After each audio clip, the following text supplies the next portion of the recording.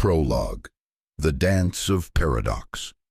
From the dawn of time, when the universe was still an unfinished symphony, an ancient code was etched deep into the core of reality. Legend tells that in libraries hidden among the stars, where timeless sages guard the knowledge of the realms, there exists a wordless book. Its pages bear no characters but currents of energy, whispering of a strange law, a sacred paradox, the law of reversal. The story begins with the forgotten truth, a reality that humanity in its frantic race has unwittingly buried beneath the dust of ambition. It is believed that the more one yearns, the more one chases, the further the shadow of aspiration recedes, like trying to grasp the moon's reflection on a lake. Imagine a sacred stream flowing from the wellspring of creation. When worldly hands try to clench it tight, that water will seep through every crevice of the fingers, escape, and return to the vast ocean. But strangely, when the palm is open, when the soul is as still as a rippleless lake, that stream will willingly find its way back, filling it to overflowing and reflecting the entire sky. This is the heart of the law of reversal, a symphony of the universe where simplicity conceals infinite power obscured by millennia of misunderstanding. For ages, ardently searching souls have been taught a different tune. They were told that to receive one must relentlessly pursue. To reach the summit one must battle adversity. For glory to reign one must struggle through suffering. Little did they know that these hurried dances inadvertently create invisible walls obstructing the flow of the universe's grace. For this universe, like a great dancer, always operates in perfect balance. The harder one pushes, a corresponding counterforce will arise, ensuring the eternal dance never misses a beat. But in the eternal current of time, there have been masters who comprehended this paradox. They were not conquerors, but listeners. They realized that true power lies not in imposing one's will, but in sacred allowance, not in chasing fleeting shadows, but in becoming a magnet attracting what resonates with one's own vibrational frequency. They did not demand, but humbly merged with the infinite wisdom of the Creator, like a leaf yielding to the river's current. And then a miracle began to unfold. When the tethering cords of desire were loosened, when the burden of control was set down, a new space opened up. Dreams once as distant as stars suddenly descended, alighting on the soul's threshold. Opportunities that seemed long dormant awakened knocking invitingly. Abundance once mistaken for scarcity now flowed like a river of light, bathing every corner of life. This is not illusory magic, but a natural law as ancient as existence itself. A flower needs no effort to bloom in fragrance and color. A river needs no struggle to flow to the sea. Likewise, humanity's true aspirations need not fight to exist. They simply need a space to be. The law of reversal, like a silent meditative teacher, lifts the veil of mystery. Ultimate power lies not in action, the doing, but deep within being, the isness. Not in seeking the pursuit, but in knowing the understanding. Not in craving the wanting, but in possessing from within the having. This subtle shift in consciousness from desperate pursuit to a state of serene allowance is the master key unlocking the universe's infinite treasury. Now seekers stand at the threshold of this ancient knowledge. The path before them demands not the sword of effort, but the light of awareness. Not a battle of struggle, but a dance of letting go. Not the forcing of will, but a gentle merging with the eternal flow of life. Part 1. Awakening in the Dance of Reversal.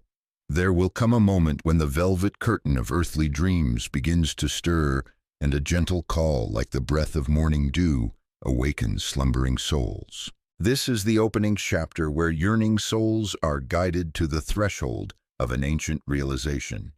The law of reversal, also known as the paradoxical dance of the cosmos. At this intersection of reality and illusion, the shimmering mirages that humanity has long mistaken for truth will begin to crack, shattering like mirrors, reflecting false images. The veil concealing the true nature of creative power, what the world calls manifestation, will slowly be lifted not as a rigid formula, but as a primordial flow, a sacred code of the universe, waiting to be understood with both heart and innate wisdom. Chapter 1. The Sacred Art, Revealed in the Mundane World. It is told that within the walls of a city that never sleeps, where streets flow like an endless current of myriad emotions, there lived an artist named Henry. His soul dissolved into every brushstroke, each painting a silent prayer for recognition.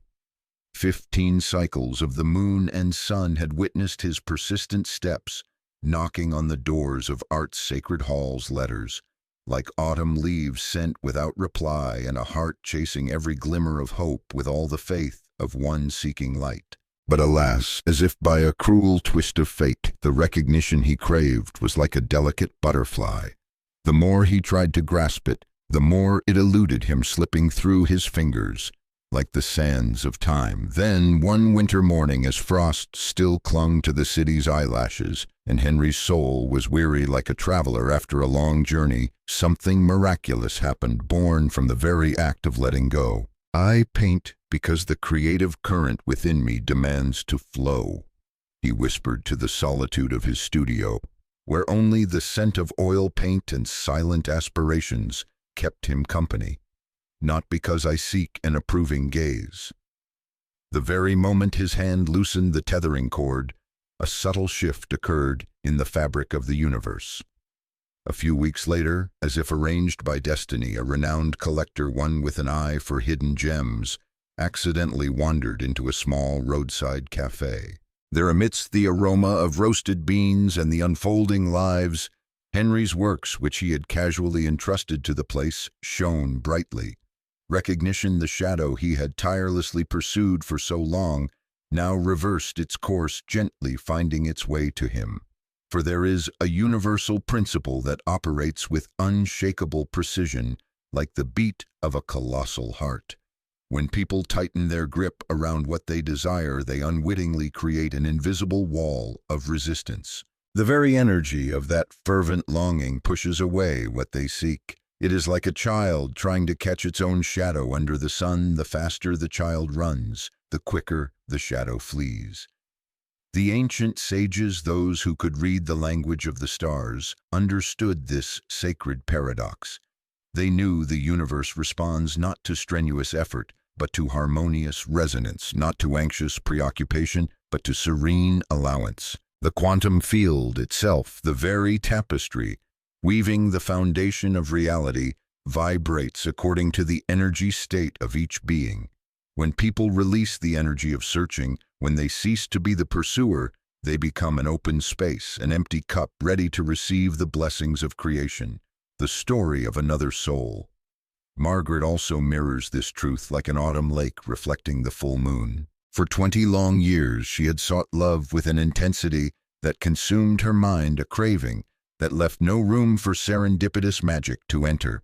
Every date was like a calculated encounter, every exchanged glance heavy with unspoken expectations. Only when she found peace in the solitary oasis of her own being, when she loosened her grip on the need for a soulmate, did love like an unexpected guest find its way to her heart's door. Not just one, but 3 men, like streams finding their way to the ocean, began to approach her within a few short months after she truly let go. This universe, it is said, operates through wondrous paradoxes. What people chase will flee, and what people allow to be will find its own way to flow back. This is not merely spiritual advice.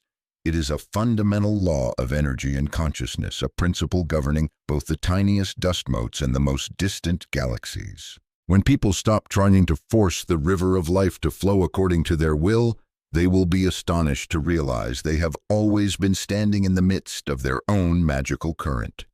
Now, as the whispers of this wisdom touch your soul, try practicing the sacred art of letting go. Find a quiet space where it is just you and the breath of the universe.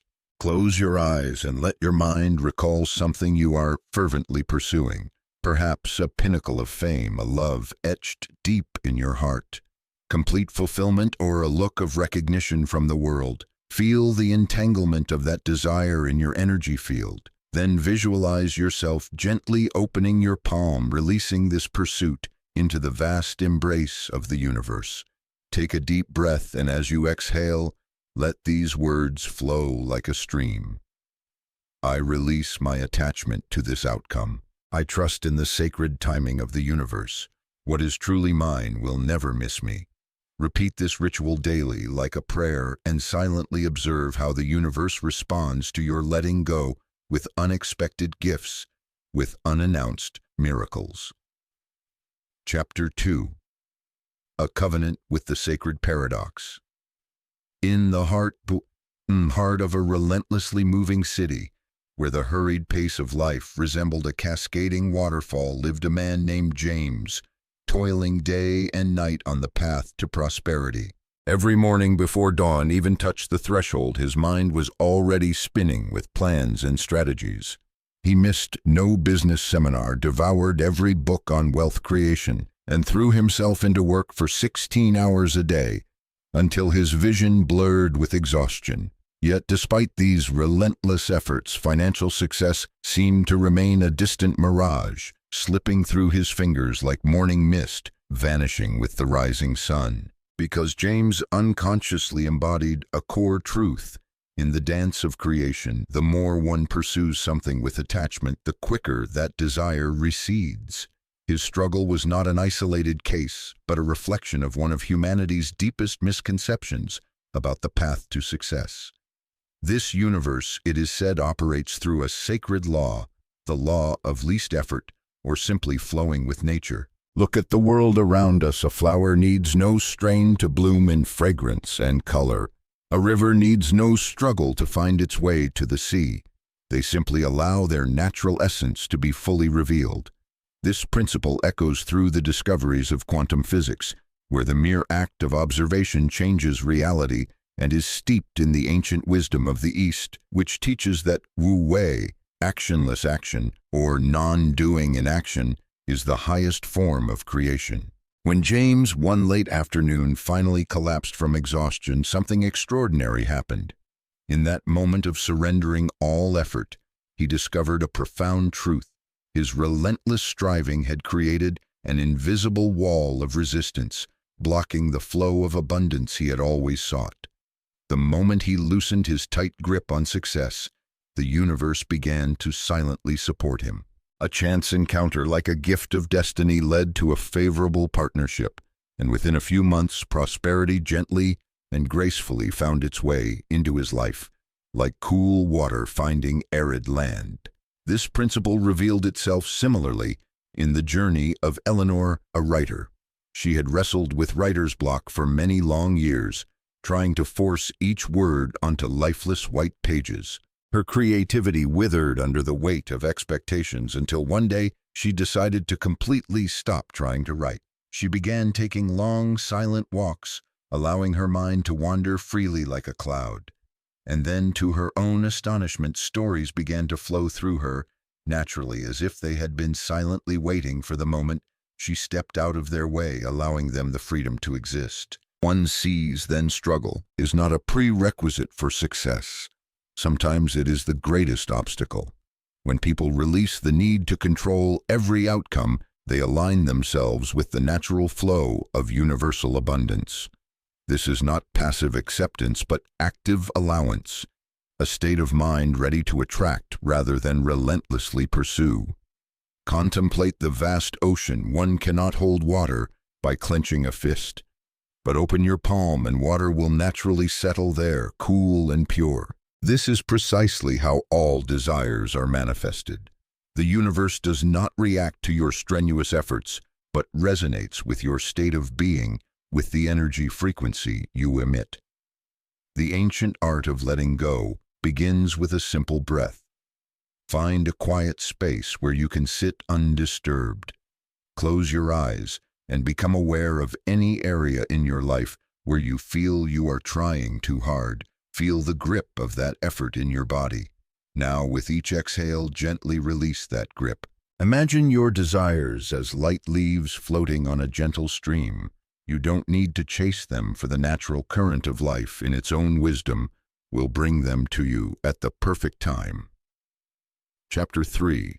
The Dance of Trust and Surrender. In the shadow of the illusion of manipulative power, a story is woven. In the echoes of a sleepless city, there lived a soul named Elias, who believed his own hands could sculpt destiny. He tried to shackle every moment, weaving each day with threads of meticulous calculation, hoping to choreograph the dance of his life to a pre-written score. But alas, the tighter he gripped those invisible strings, the more the universe seemed to mock him, turning his symphony of order into a chaotic improvisation. Joy, like a wild songbird, kept slipping through his grasping fingers. And who among us has not felt the distant echo of that resistance, a tightening in the soul, when life's current refuses to bend to the levees we painstakingly build? Like Elias, perhaps many souls have realized that the more one tries to steer the ship of fate, the more tempestuous the river becomes, threatening to drown the fragile will. For the universe whispers a sacred paradox: what we desperately cling to ultimately becomes the chains that bind us. When one chases the sunbeam of happiness, it vanishes like smoke, akin to holding water in a clenched fist. And when people try to force life into the rigid molds they themselves have designed, they only distort its pristine, wild beauty. The silhouette of Alara also tells a similar tale, a ballad of a fortress built around the heart. For many moons she had carefully fenced off her inner garden, using exacting measures to scrutinize every seedling of affection that wished to sprout. She guarded connections with the vigilance of a temple keeper, always searching for the faintest clouds signaling a storm. Yet the call of love remained a distant melody, an untouched dream, until the day she realized the fortress she built for protection was ironically the very prison that confined her desires. Liberation came only when she loosened her grip. The moment Alara stopped trying to sculpt love to her own design, when she allowed the sails of her life's ship to fill with the universe's wind to its own perfect rhythm, a true miracle manifested. She suddenly understood that true peace resides not in the fortified castles of control, but blossoms from trust in the ever-changing flow of life, trust in the wisdom of the vast universe, and above all, trust in the quiet call from the depths of her soul. And the whisper of ancient wisdom still echoes to this day: all that the heart yearns for is also earnestly seeking its way back. But how can it pass through soul gates that are bolted shut? That desire for control, like a shadow, is born from an invisible fear. And ironically, that very shadow of fear is the only curtain obscuring the path to freedom.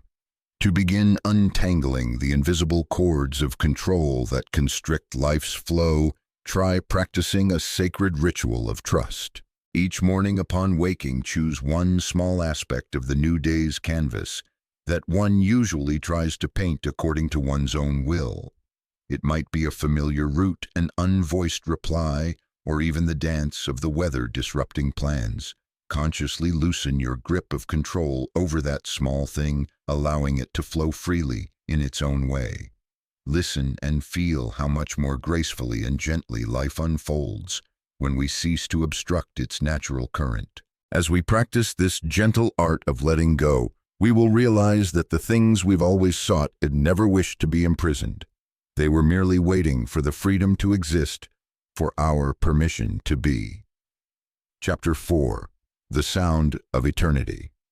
In the vast universe of possibilities, there exists a mystical power, an invisible pull that can only be perceived in profound stillness. It is where the secrets of creation are whispered, and the paths to fulfillment are revealed, not through worldly efforts, but by merging with the flow of the universe. In the heart of the city that never sleeps, a man named Julian was caught in the vortex of worldly ambitions.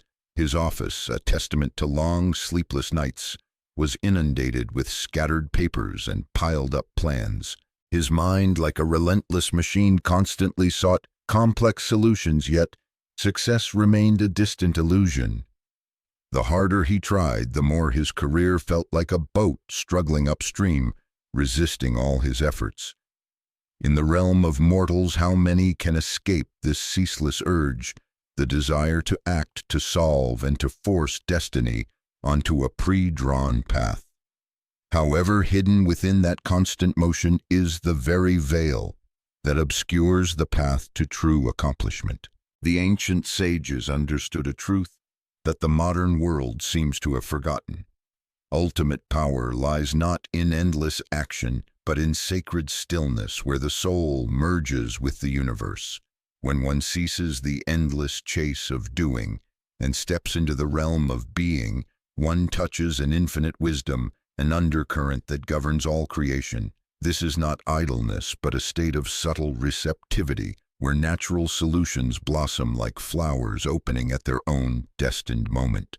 Like an immutable law of the universe, quantum particles exist in countless states until observed, a truth reflecting the spiritual axiom that all possibilities remain open until consciousness focuses upon them.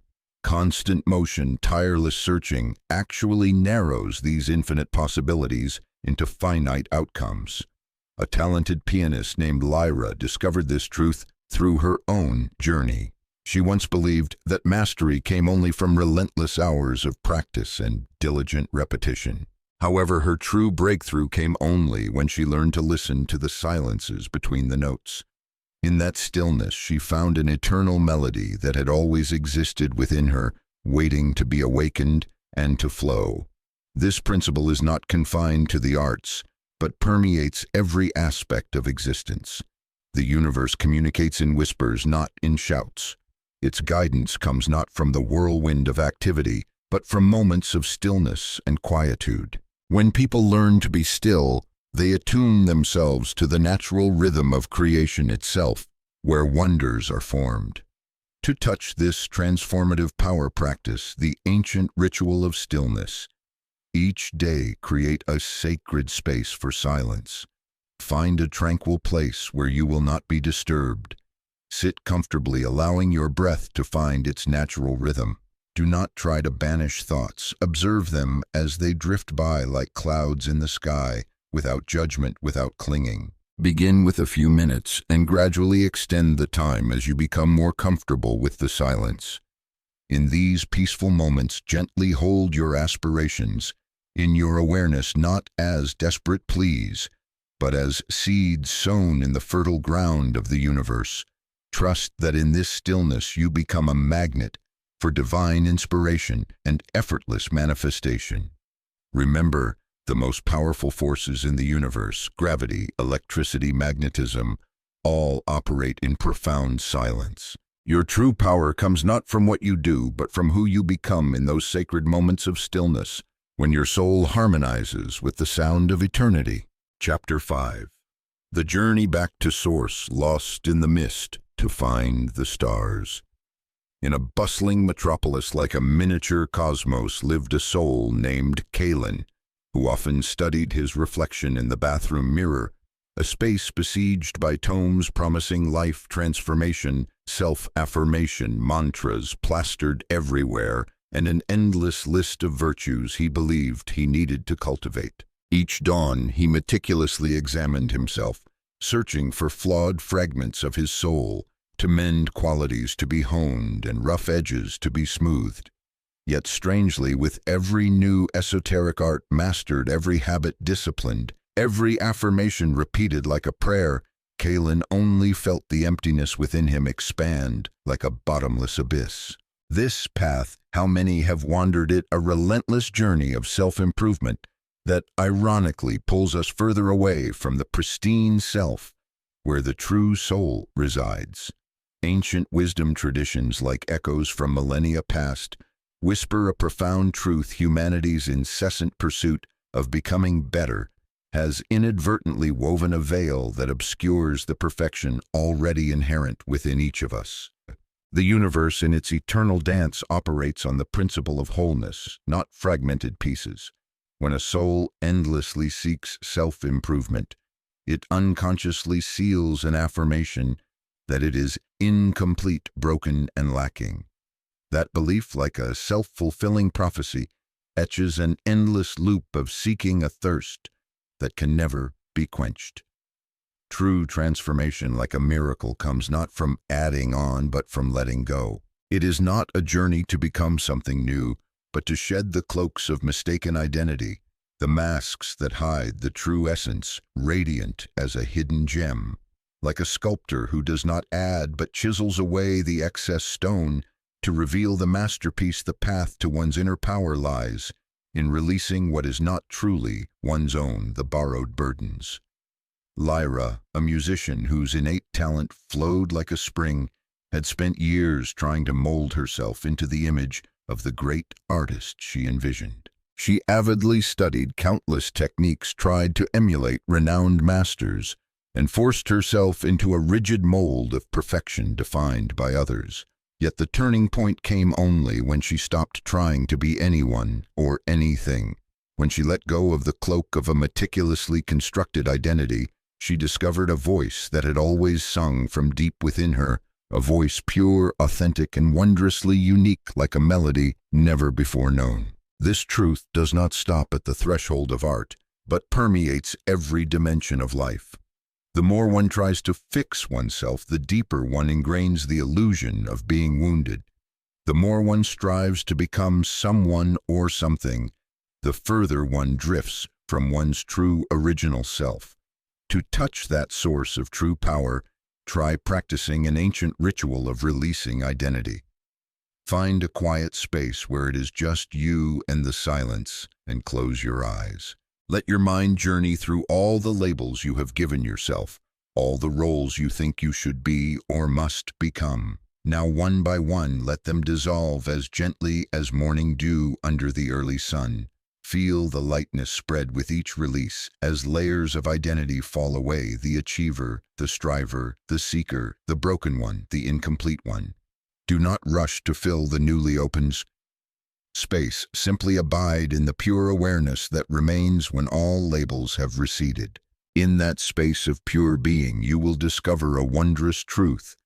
What you have tirelessly sought has in fact always been present from the very beginning. True power lies not in becoming something, but entirely in the being that you already are, not in adding new layers, but in releasing old chains, not in fixing imagined cracks, but in recognizing that perfection is your natural state, the eternal symphony of the soul.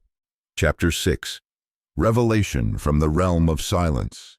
In the silent sanctuaries of wisdom, where reality is illuminated through the lens of the microcosm, a scholar named Professor Alistair diligently contemplated the dance of subatomic particles.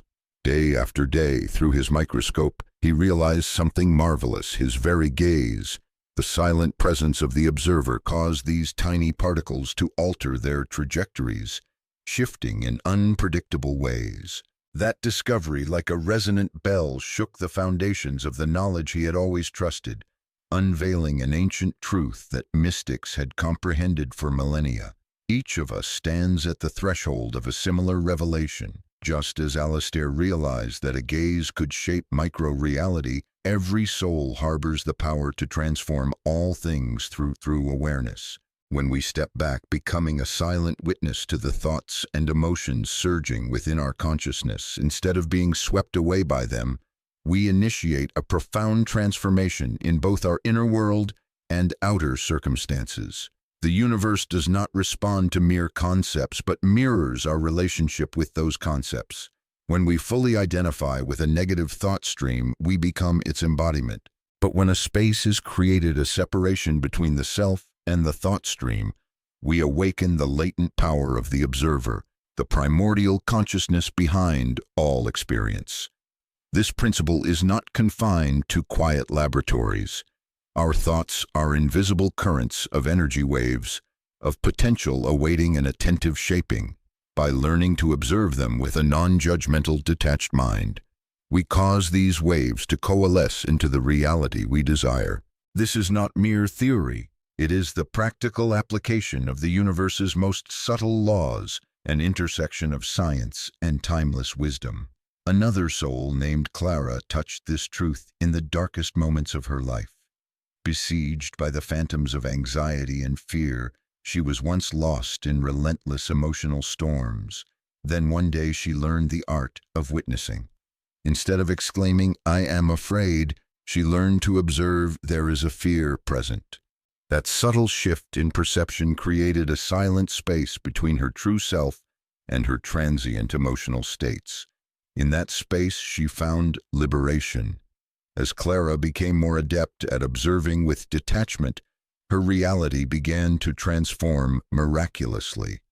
The emotions that once submerged her now became clouds drifting lazily across the vast sky of her awareness. She discovered she was not her thoughts nor her emotions, but the eternal witness to all these temporary phenomena.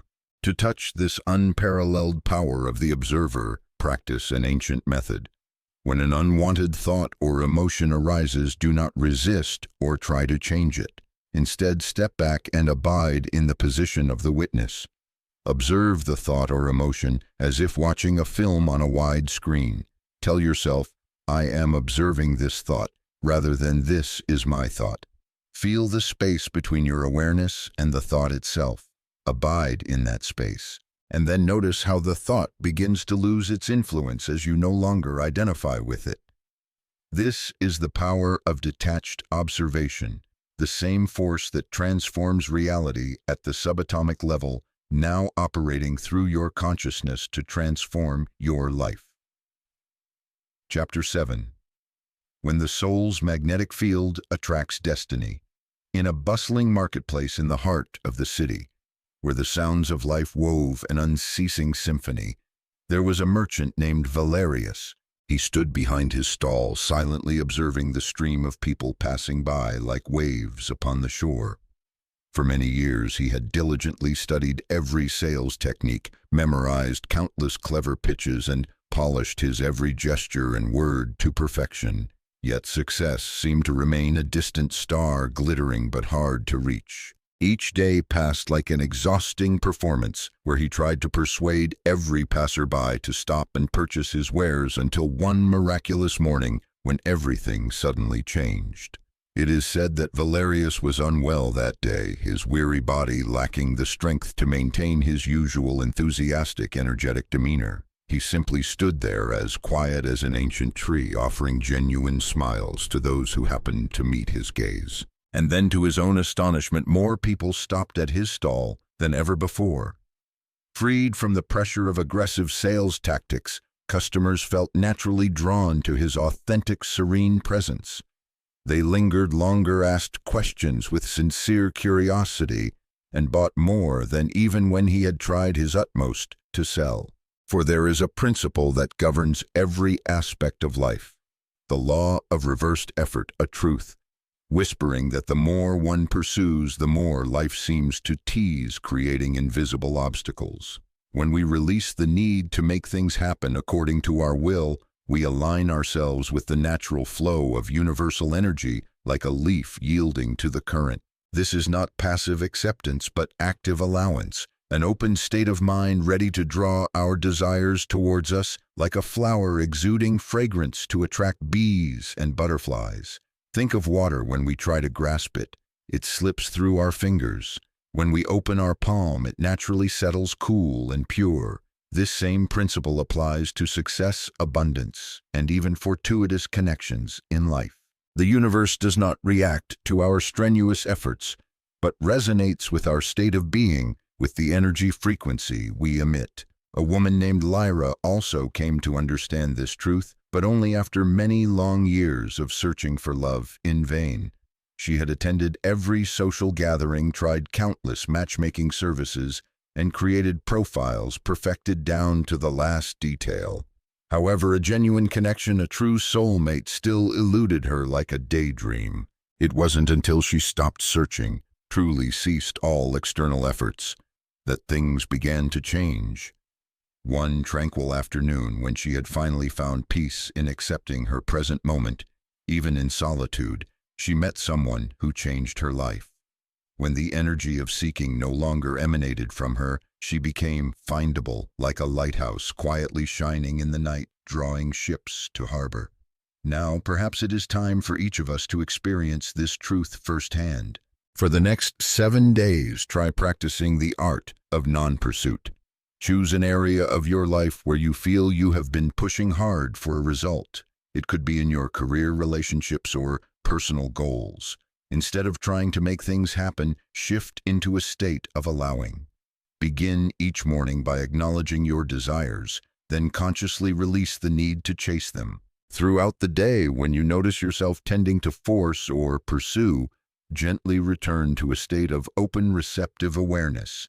Notice how this feels different from your usual approach.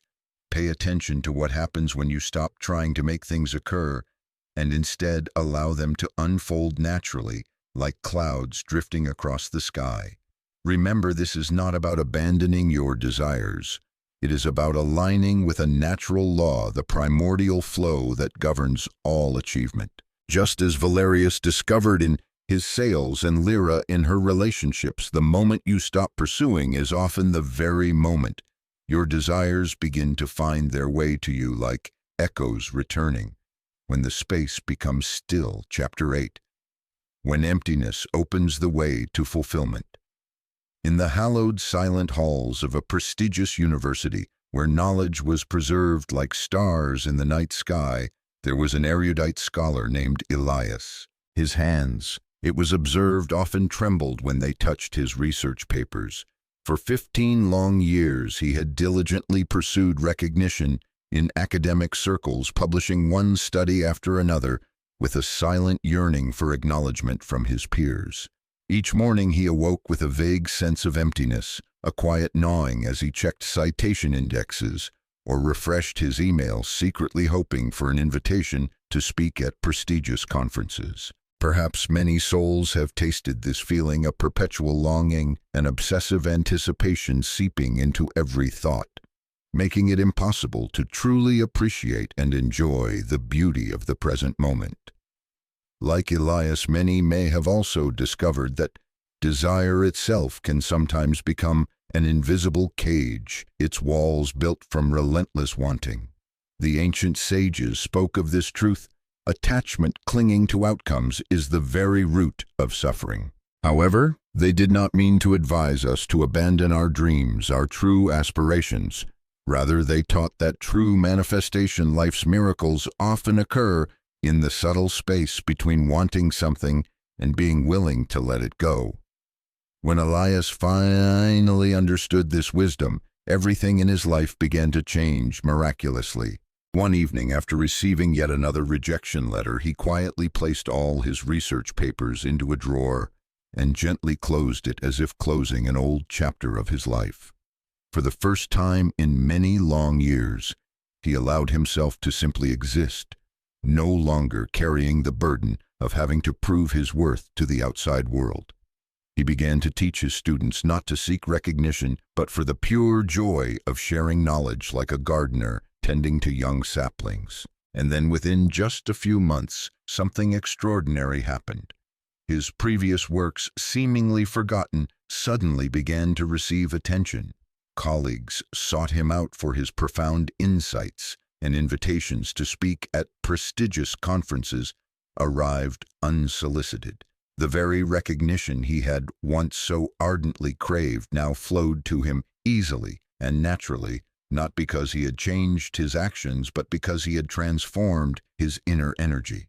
This principle operates through an incredibly subtle mechanism of consciousness. When we desire something intensely with clinging and fear, we inadvertently emit a frequency of lack to the universe. This frequency, ironically, tends to repel the very things we desire. But when we release that burning desire while still maintaining a clear intention and quiet faith, we step into a magnetic state of allowance, a space where miracles can happen. To shift from a state of craving to receiving, try practicing this ancient ritual of letting go. Each evening, sit in silence and think of your deepest aspirations. Feel them fully, allowing yourself to experience that desire without judgment. Then imagine gathering all these aspirations into a vibrant, warm sphere of light right in your heart. Watch this sphere grow brighter, more radiant with each breath you take. Now visualize yourself gently opening your heart, and releasing this sphere of light into the vast universe with the faith that what is truly meant for you will find its way back at the perfect time in the most wonderful way. As you practice this release, notice how your relationship with those desires transforms. Like Elias, you may find that the very things you once tirelessly chased now begin to gently find their way to you. This is not coincidence, but the natural operation of universal law. When you loosen the grip of desire, you create the space to receive life's unexpected gifts. Chapter 9. When Power Arises from Non-Action Wu Wei. In the sleepy light of dawn, before a decisive competition, stood an athlete named Cassian. He stood trembling on the field where the contests were about to unfold. For many long years he had pushed himself beyond all limits, training until his body ached, analyzing every movement, every step with obsessive precision. Yet it was observed that despite these relentless efforts, glory seemed to remain a distant illusion, a mist-shrouded peak difficult to conquer. His muscles were taut with anxiety, and his mind was clouded by doubt. Perhaps many souls have recognized this pattern in their own lives, an ingrained belief that success always demands ceaseless striving, tireless exertion. However, in ancient scrolls where the wisdom of sages is preserved lies another truth. True mastery, genuine proficiency arises not from the sheer force of will, but from flowing with the natural current of life, like a dancer merging with the music of the universe. When Cassian finally grasped this wisdom, his performance transformed miraculously. Instead of trying to force each movement, he allowed the innate, long-honed wisdom of his body to lead. Instead of overthinking each step, he trusted his accumulated insight, his instinctual reflexes. In that state of allowance and surrender, his movements became fluid, graceful, and surprisingly precise, like a stream weaving through stones. This universe, it is often said, operates through wondrous paradoxes. The more one flows with its current, the more powerfully and gracefully it moves through them. Just as water always finds the most natural path to flow, success also flows most freely when we stop resisting it, stop trying to control it. This truth echoes through all profound spiritual traditions.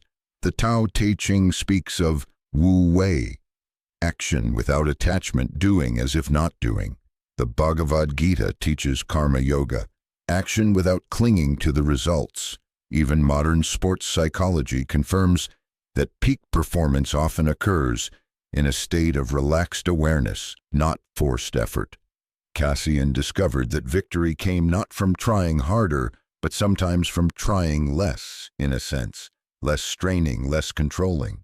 By releasing the need to control every aspect of his performance, he tapped into a deeper wisdom, an inner knowing that understood precisely how to move, when to strike, and where to position himself, like a masterful conductor leading an orchestra with gentle gestures. To touch this state of effortless mastery, try this flow meditation. Sit comfortably and gently close your eyes. Let your breath flow naturally, allowing each inhale and exhale without any effort. Notice how your body breathes on its own without force or control from your will. Extend this awareness of ease to your entire being. Feel a subtle energy flowing through you, requiring no effort on your part. Simply observe this flow for a few minutes, letting go of any urge to control or direct it. When you open your eyes, carry this awareness of effortless existence into your daily activities. This practice reveals a profound truth: you are not the doer, but the vessel, the vehicle through which the universe's wisdom flows. When you merge with this flow, everything becomes easier, not because you have stopped acting, but because you have stopped interfering with its natural operation. Like water finding its natural path down a mountainside, or a leaf gracefully carried by the wind, you become one with the sacred current of life. Your actions will arise spontaneously from a deeper intelligence, guided by the same wisdom that orchestrates the dance of planets and the blossoming of flowers. In this state of yielding, you discover that true power comes not from imposing your will upon the world, but from allowing yourself to be moved by the infinite intelligence that resides within and all around you. Chapter 10. The Gateway to True Abode. Beneath the shadow of a majestic mountain, its peak often caressed by white clouds, there was a merchant named Kalin. He carried on his back the weight of his entire fortune, glittering gold bars, exquisite jewelry, and precious silk scrolls. As he walked upon a fragile bridge spanning a bottomless chasm, the wooden planks creaked under his every step, while a powerful wind howled through the gorge below as if to test the traveler's courage. With each step, his hands gripped his treasures tighter, his knuckles white with the fear of losing all he possessed.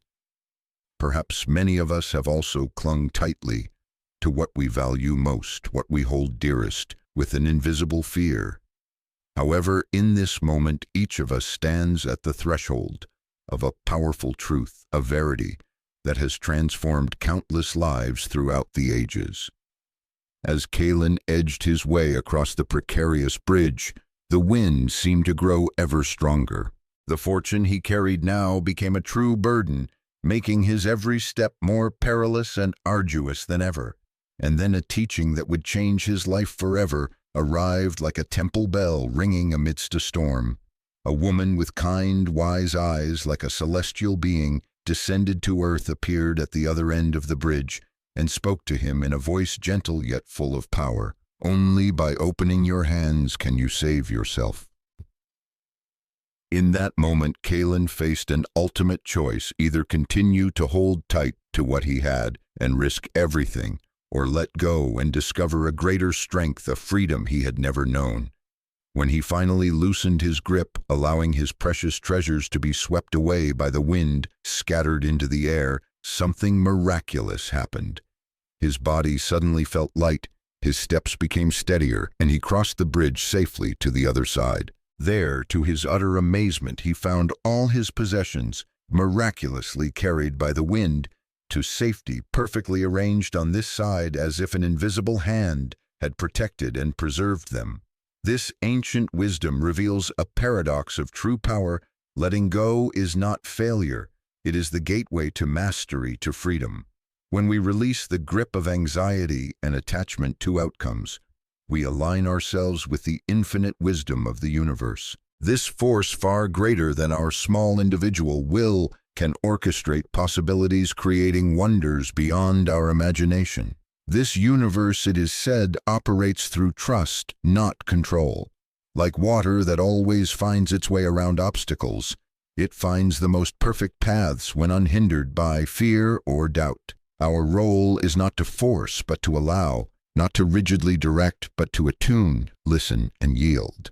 A monk with a liberated soul named Seraphim also discovered this truth when he found himself lost in a vast, sprawling desert. For many days he had struggled against the harsh environment with an anxious preoccupation to find his way out.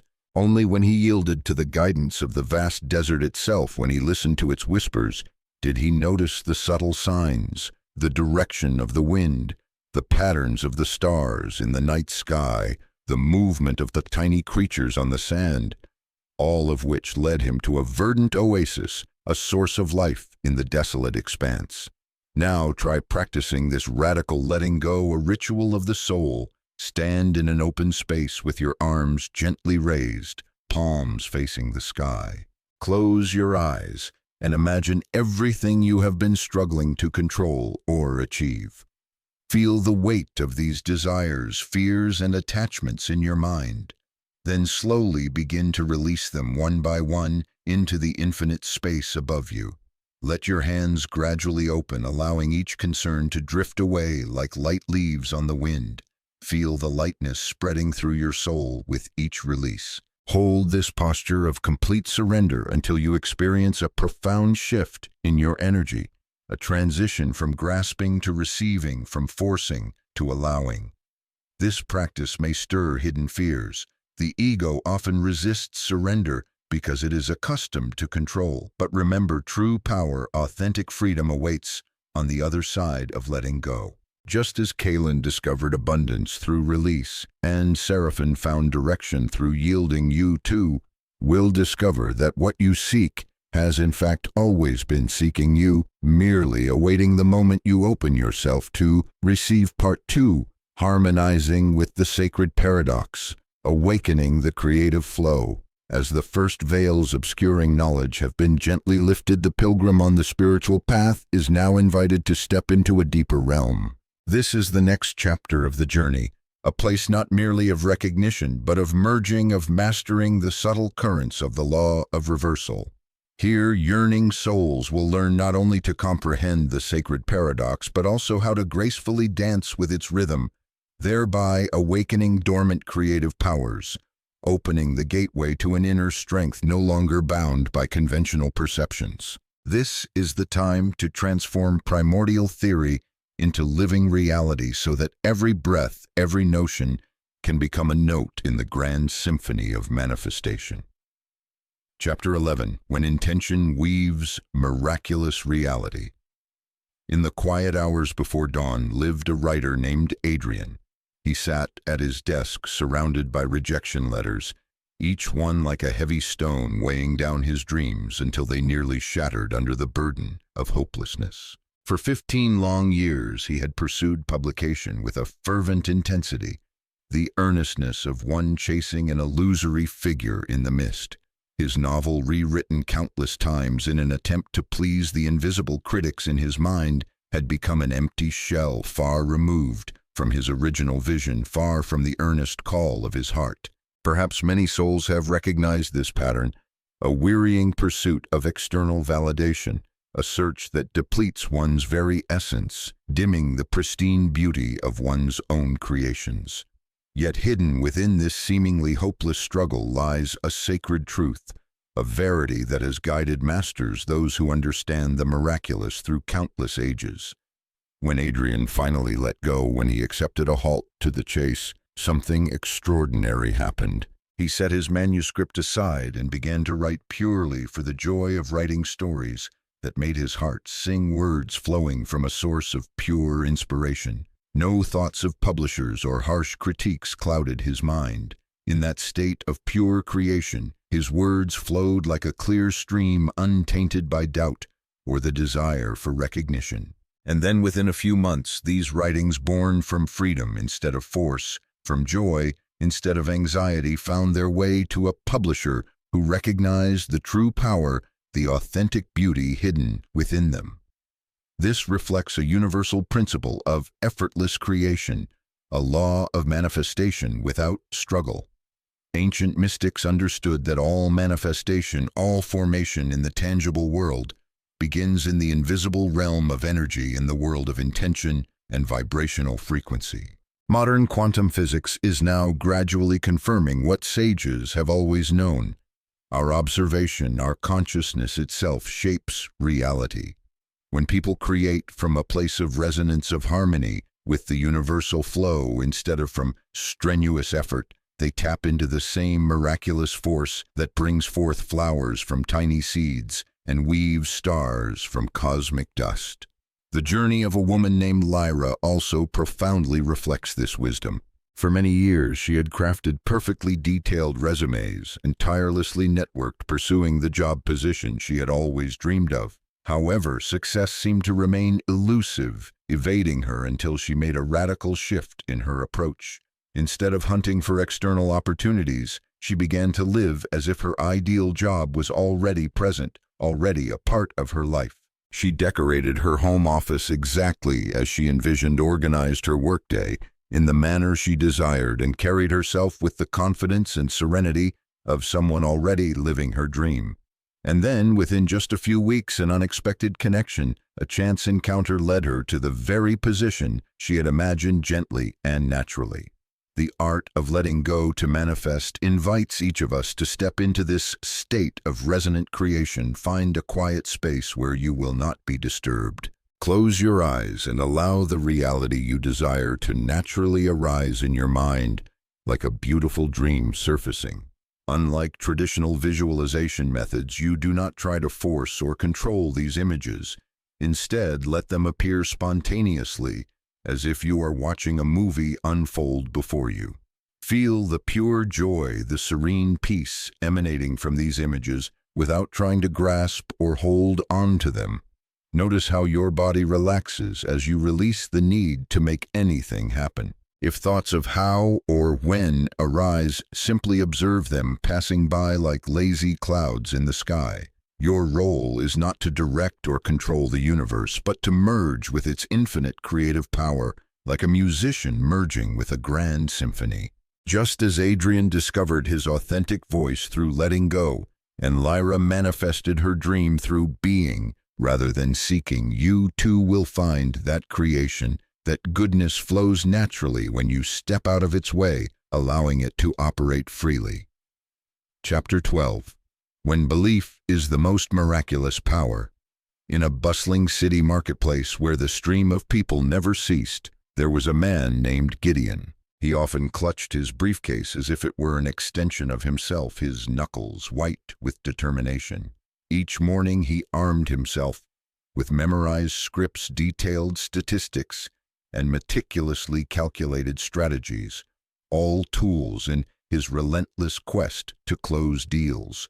Yet it was observed that despite these unceasing efforts, success seemed to remain elusive like delicate morning mist before the sun. Perhaps through their own experiences, many souls have recognized this familiar pattern, trying to force one's way forward, believing that strong willpower can bend reality to one's desires.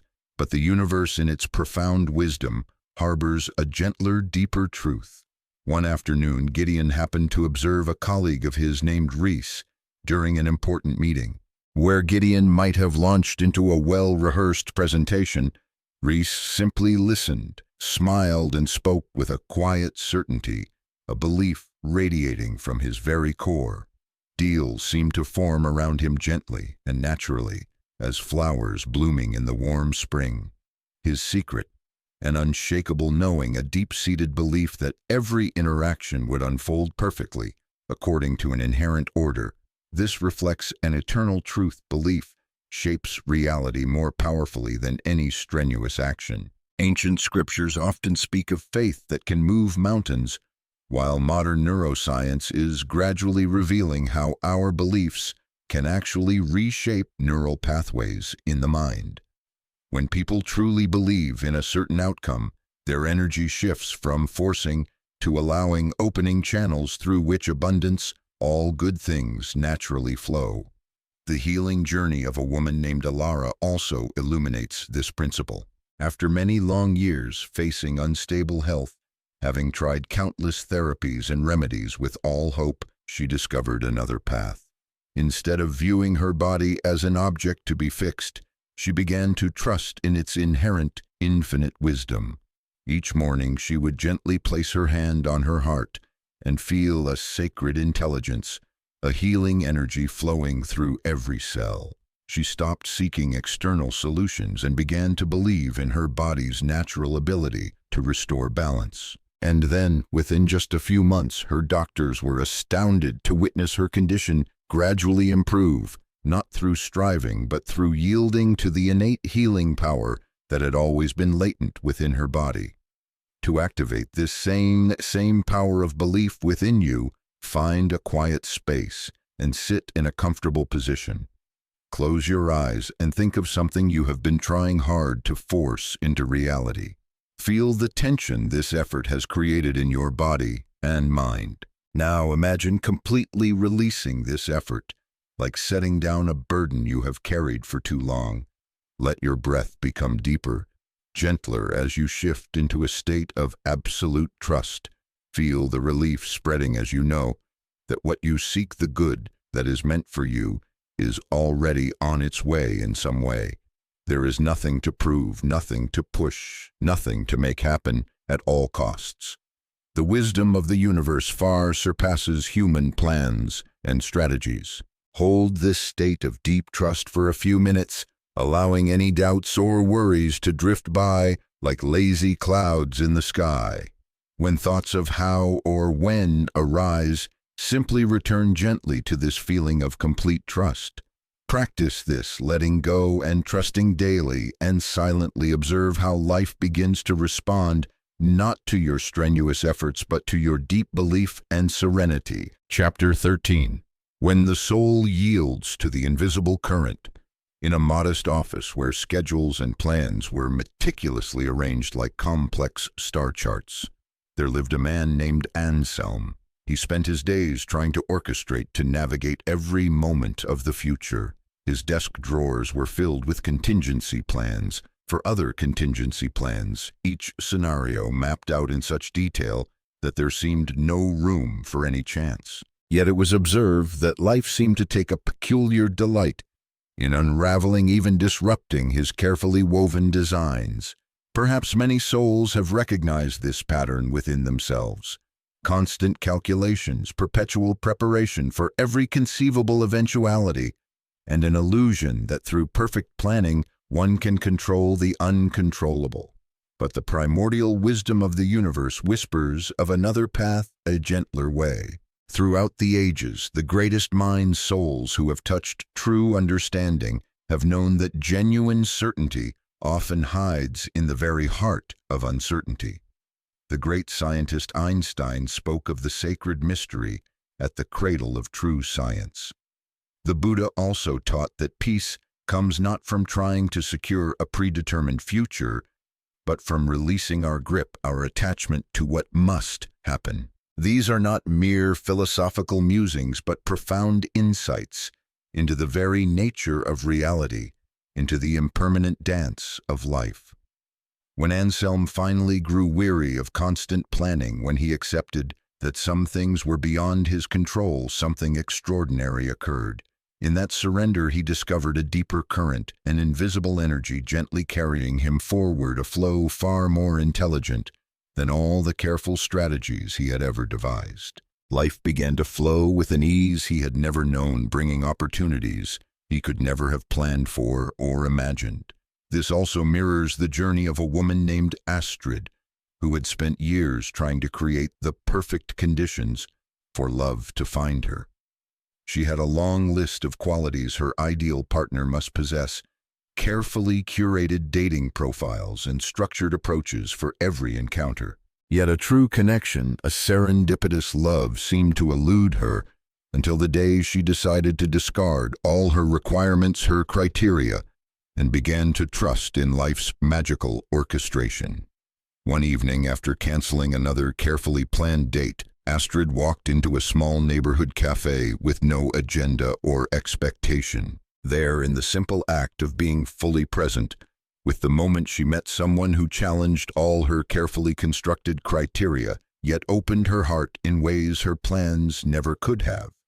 Their connection blossomed not because it fit a preconceived mold, but because she allowed it to unfold organically like an unexpected wildflower bursting into bloom. To embrace this wisdom in your own life, try dedicating a full day to practicing radical trust in the flow of the universe. Begin your morning by declaring to yourself that it is a no-plan day. Let go of your schedules, expectations, and your need to control. Move through each moment responding only to what is directly before you with an open and receptive mind. When the urge to plan or control arises, and it surely will, simply observe it without acting on it, like watching a cloud drift across the sky. Feel the discomfort that may arise from not knowing what comes next, and be fully present with that feeling without judgment, without avoidance. Notice how life continues to flow miraculously, even without your careful orchestration. As you navigate this day of trust, see how solutions appear spontaneously, how connections form effortlessly, and how profound wisdom arises from simply being fully present with the moment. This practice is not about abdicating responsibility.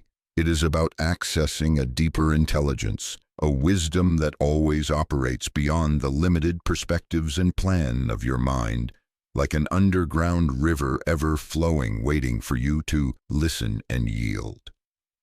Chapter 14. When silence is the voice of the infinite. In the bustling heart of the city, where the flow of information and worries was relentless, there lived a man named Calus. He sat amid spreadsheets dense with numbers, complex market analyses, and seemingly endless business plans. His mind was like a spinning machine with unending calculations as he tried to force clarity away out from the chaotic mass of data. Every decision seemed a high mountain to scale, every choice a labyrinth with no clear exit. It was observed that the more he analyzed, the more immobile he became, as if bound by his own thoughts. Perhaps many souls have recognized this pattern in their own lives, a ceaseless spinning of the mind, an ingrained belief that if we think deeply enough, long enough, the right answer, the clear path, will automatically appear. Yet the vast universe holds another truth, one often obscured by the noise of daily concerns, that in the depths of stillness lies a wisdom surpassing all intellectual efforts. This knowing, this understanding, emerges not from the clamor of incessant thoughts, but from the precious silences between them, like stars that only become visible when night falls. Zen masters of all ages understood this when they spoke of Mushin, or no mind, a mind as still as a rippleless lake, perfectly and truthfully reflecting all reality. Modern neuroscience is also gradually confirming what these sages knew for millennia.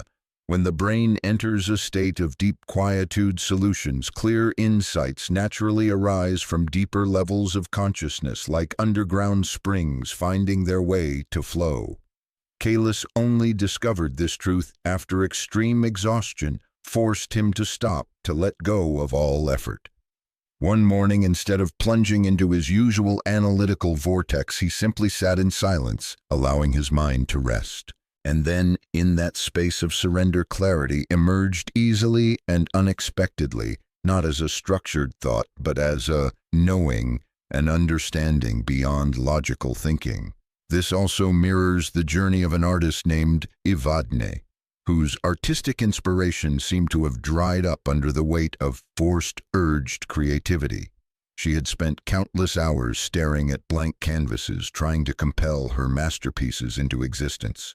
Yet it is told that her greatest works emerged only when she released the need to create, when she relinquished all pressure. One evening, after abandoning her usual scheduled creative routine, Evadne simply sat with her art supplies without any agenda or expectation. In that space of pure presence, images, ideas began to flow through her, naturally leading to a series of paintings that touched viewers' hearts in ways her previous calculated efforts never could. To practice, to immerse yourself in this stillness.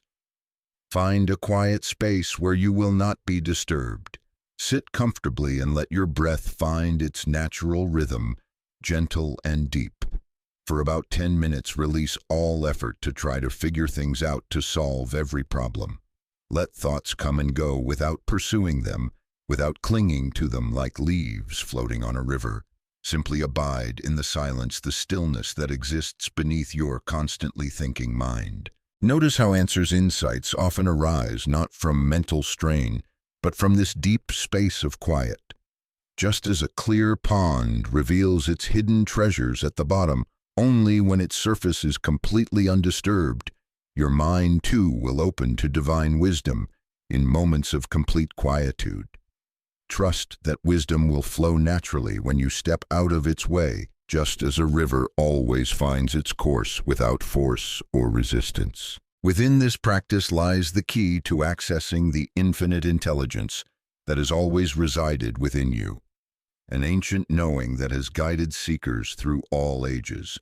When you release the need to grasp understanding with your intellect, universal truth, primordial verities will gently emerge from the depths of your being like a lotus blooming from the mud.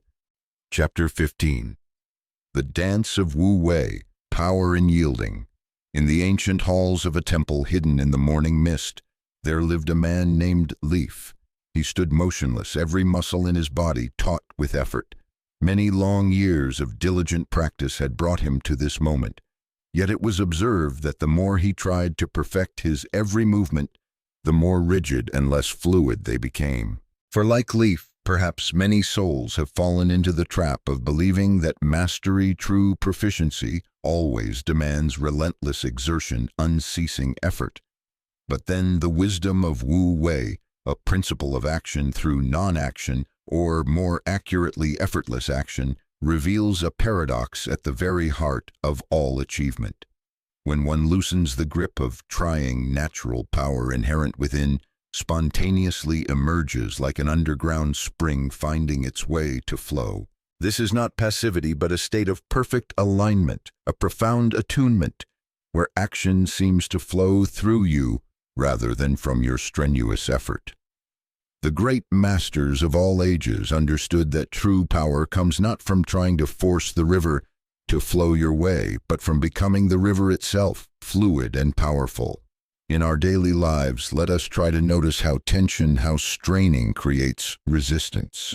When we grip too tightly to a certain outcome, our very tension inadvertently blocks the natural flow of energy that is always ready to assist.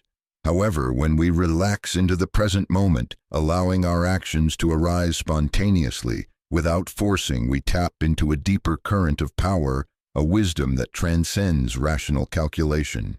Consider the story of Brenna, who had spent years pushing her business forward with a determined but effortful will. Each day passed like an arduous journey, every achievement gained at the cost of exhaustion. Until one day she discovered the art of acting without excessive strain. She began to move through her work with a lightness and ease like breathing itself. She no longer tried to force meetings to go her way or aggressively pursue potential clients. Instead, she allowed opportunities to unfold naturally, responding with graceful efficiency rather than stressed exertion. The results completely transformed her business, not through more effort, but through the release of unnecessary effort. Clients were drawn to her natural confidence, the serenity she exuded. Deals flowed easily, and success arrived without the accompanying stress or fatigue. To practice, to touch this ease in action, choose 3 daily activities, perhaps making tea, walking in the park, or writing a few lines. As you perform each task, release any sense of trying or forcing. Let your movements arise spontaneously, as if they are happening on their own, without excessive intervention from your will. Notice how your body, your mind seems to know exactly what to do. When you step out of its way, when you cease to over-control, feel the difference between forced action and action that is allowed to flow. When tension arises, simply observe it and let it naturally dissolve like dewdrops vanishing in the warm morning sun. Allow each movement to flow from a place of ease rather than effort, trusting your inherent wisdom. Notice how your actions become more graceful, more precise, and more effective when you loosen the grip of conscious control. This is the beginning of Wu Wei, an art of effortless action yet holding more power than any forced movement could achieve. Just as water always finds its natural path down a mountain, your actions too become both gentle and unstoppable when you merge with their natural flow. In this state of allowing you accomplish more while seemingly doing less, because you are tapping into an ancient power, a wisdom that has guided masters through all ages, a primordial current of the universe. Chapter 16. When happiness and abundance sprout from within in the ever-moving heart of the city, where aspirations wove a multicolored tapestry, there lived a man named Cadmus. He surrounded himself with countless books, seminars, and strategies purported to build wealth. His bookshelves sagged under the weight of collected financial wisdom, yet his bank account remained stubbornly empty like a bottomless vessel. Each morning he diligently studied new techniques with an earnest longing to find some secret formula that would unlock the door to abundance. But the universe, in its profound wisdom, had another lesson for him, a gentler guidance. For it is observed that the very act of excessively pursuing wealth with a mindset of lack inadvertently creates a subtle energy of insufficiency. When people chase money with fear or insecurity, they implicitly send a signal to the universe that they do not have it, and the universe, with its infinite wisdom and honest reflection, often mirrors that belief back to them like a clear soul-reflecting mirror. This is the hidden mechanism behind all attraction, all manifestation in life. One state of being The energy frequency one emits rather than strenuous external actions is the decisive factor in what flows into one's life. Cadmus's transformation began the day he realized that all his searching, his relentless pursuit, stemmed from a deep-seated feeling of unworthiness, an unconscious belief that he was not good enough. In that moment of truth, as the light of self-awareness shone, he stopped chasing external wealth and instead chose to cultivate the energy of abundance from within himself. He began to move through life as if prosperity already filled every corner of his existence, as if he were already the embodiment of affluence. His shoulders relaxed, his breath deepened, and a natural confidence and inner peace began to emerge, not from acquiring money but from knowing his own inherent worth, a value independent of any external factors. And then within just a few weeks, opportunities began to appear. Effortlessly, clients sought him out. Investments seemed to perfectly align themselves, and resources began to flow naturally into his life like streams finding their way to the ocean. He had discovered what ancient mystics always knew. Abundance is not something you chase, but something you become, a state in which you abide. The story of a woman named Iris also reflects this truth in matters of the heart. After many long years of searching for love with hopes and disappointments, she discovered that her constant searching, her excessive longing, had inadvertently pushed potential partners away. The moment she began to radiate the energy of self-respect, of self-love and appreciation, treating herself with all the love she had once sought from others, everything began to change miraculously. She stopped attending dating events with a seeking mindset or scanning rooms for potential prospects. Instead, she lived fully in her own joy, in the abundance of her inner world. And then love found her naturally drawn by the light of wholeness, the confidence radiating from her very being. To practice to manifest your desires from a place of fullness, for the next 7 days you will practice being instead of seeking. Choose an area of your life where you have been pursuing a certain outcome, be it wealth, love, or success. Each morning take 3 deep breaths and allow yourself to shift into the energy of already having what you desire, feeling that state completely. Move through your day as if abundance already fills your life. Walk as if success has already embraced you. Speak as if love already surrounds you. Notice how this shift in your energy affects how others respond to you, how opportunities appear, and how your reality begins to harmonize with your new way of being. This is not about pretending or forcing. It is about allowing yourself to resonate with the frequency of what you desire, like a perfectly tuned instrument, like a tuning fork vibrating at a perfect pitch. You will naturally draw to yourself what aligns with your inner state, with the symphony you are playing from your very soul. Chapter 17. When Less is More, the Power of Simplicity. In the glittering towers of a corporate empire where the rhythm of work never seemed to cease, there lived a man named Darius. He relentlessly drove himself often to the brink of exhaustion. His schedule was packed with meetings, his inbox perpetually overflowing with seemingly endless tasks, and his mind constantly whirled with countless complex strategies.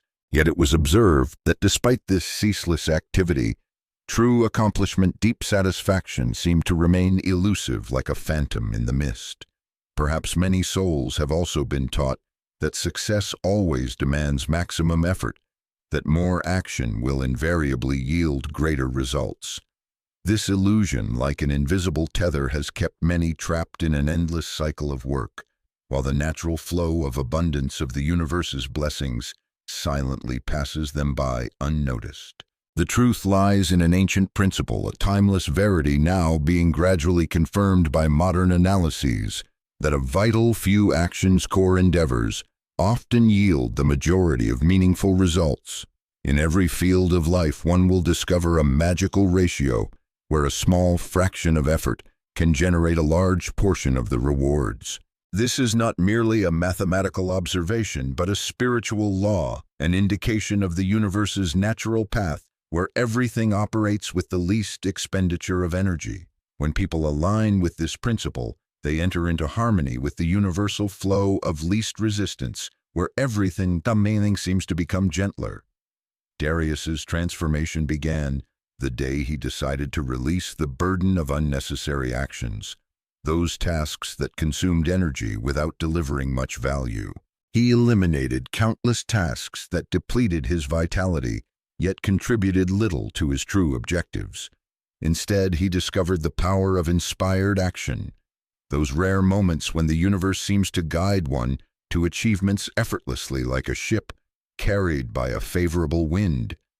The journey of a woman named Alina also reflects this wisdom in her search for healing and peace.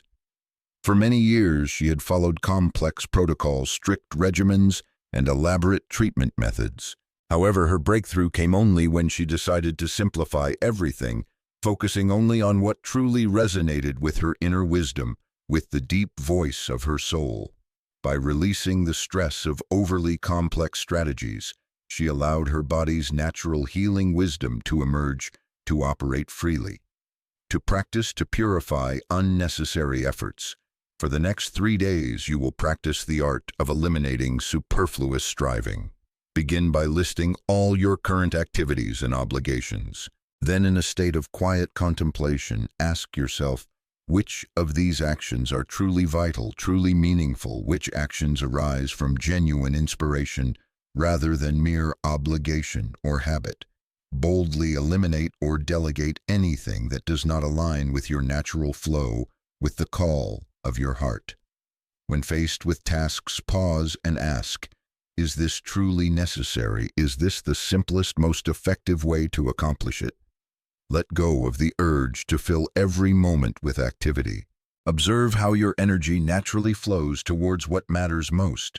Notice how eliminating superfluous efforts creates space for inspiration to guide you like a river whose course has been cleared. This is not laziness or resignation. It is aligning with the universe's natural efficiency, where less but more precise action often creates greater results. As you practice this effortless action, you will discover a profound truth. The universe operates through elegant simplicity, not forced complexity. When you release the need to control every outcome through your sheer will, you open yourself to divine intelligence and infinite wisdom that always orchestrates all life, like a masterful conductor leading a cosmic orchestra. Chapter 18. The Uncharted Dance of Perception. In a quiet town nestled under the arch of the sky, there lived a soul named Caspian, who wove the tapestry of his life with threads of moment-to-moment calculation.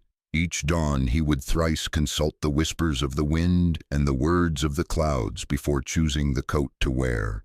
The pages of his life were analytical charts where every turn was dissected, every possibility weighed and measured. His yearning for a firm hand to hold the future had unwittingly built a fortress of familiarity, until the day a thunderbolt of fate struck from the place of his devotion, carrying a message of unheralded change.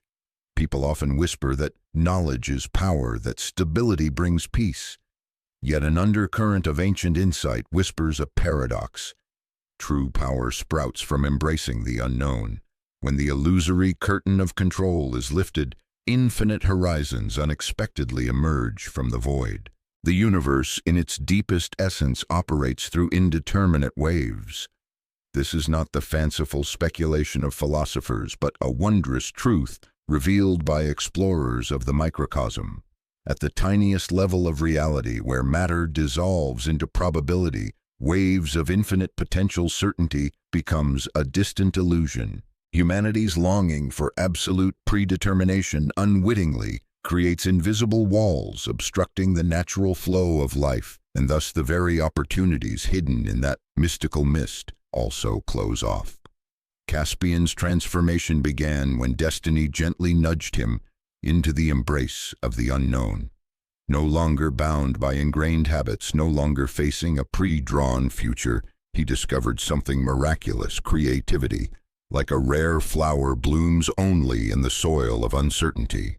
New doors creaked open not despite, but precisely because he could no longer predict the path beneath his feet.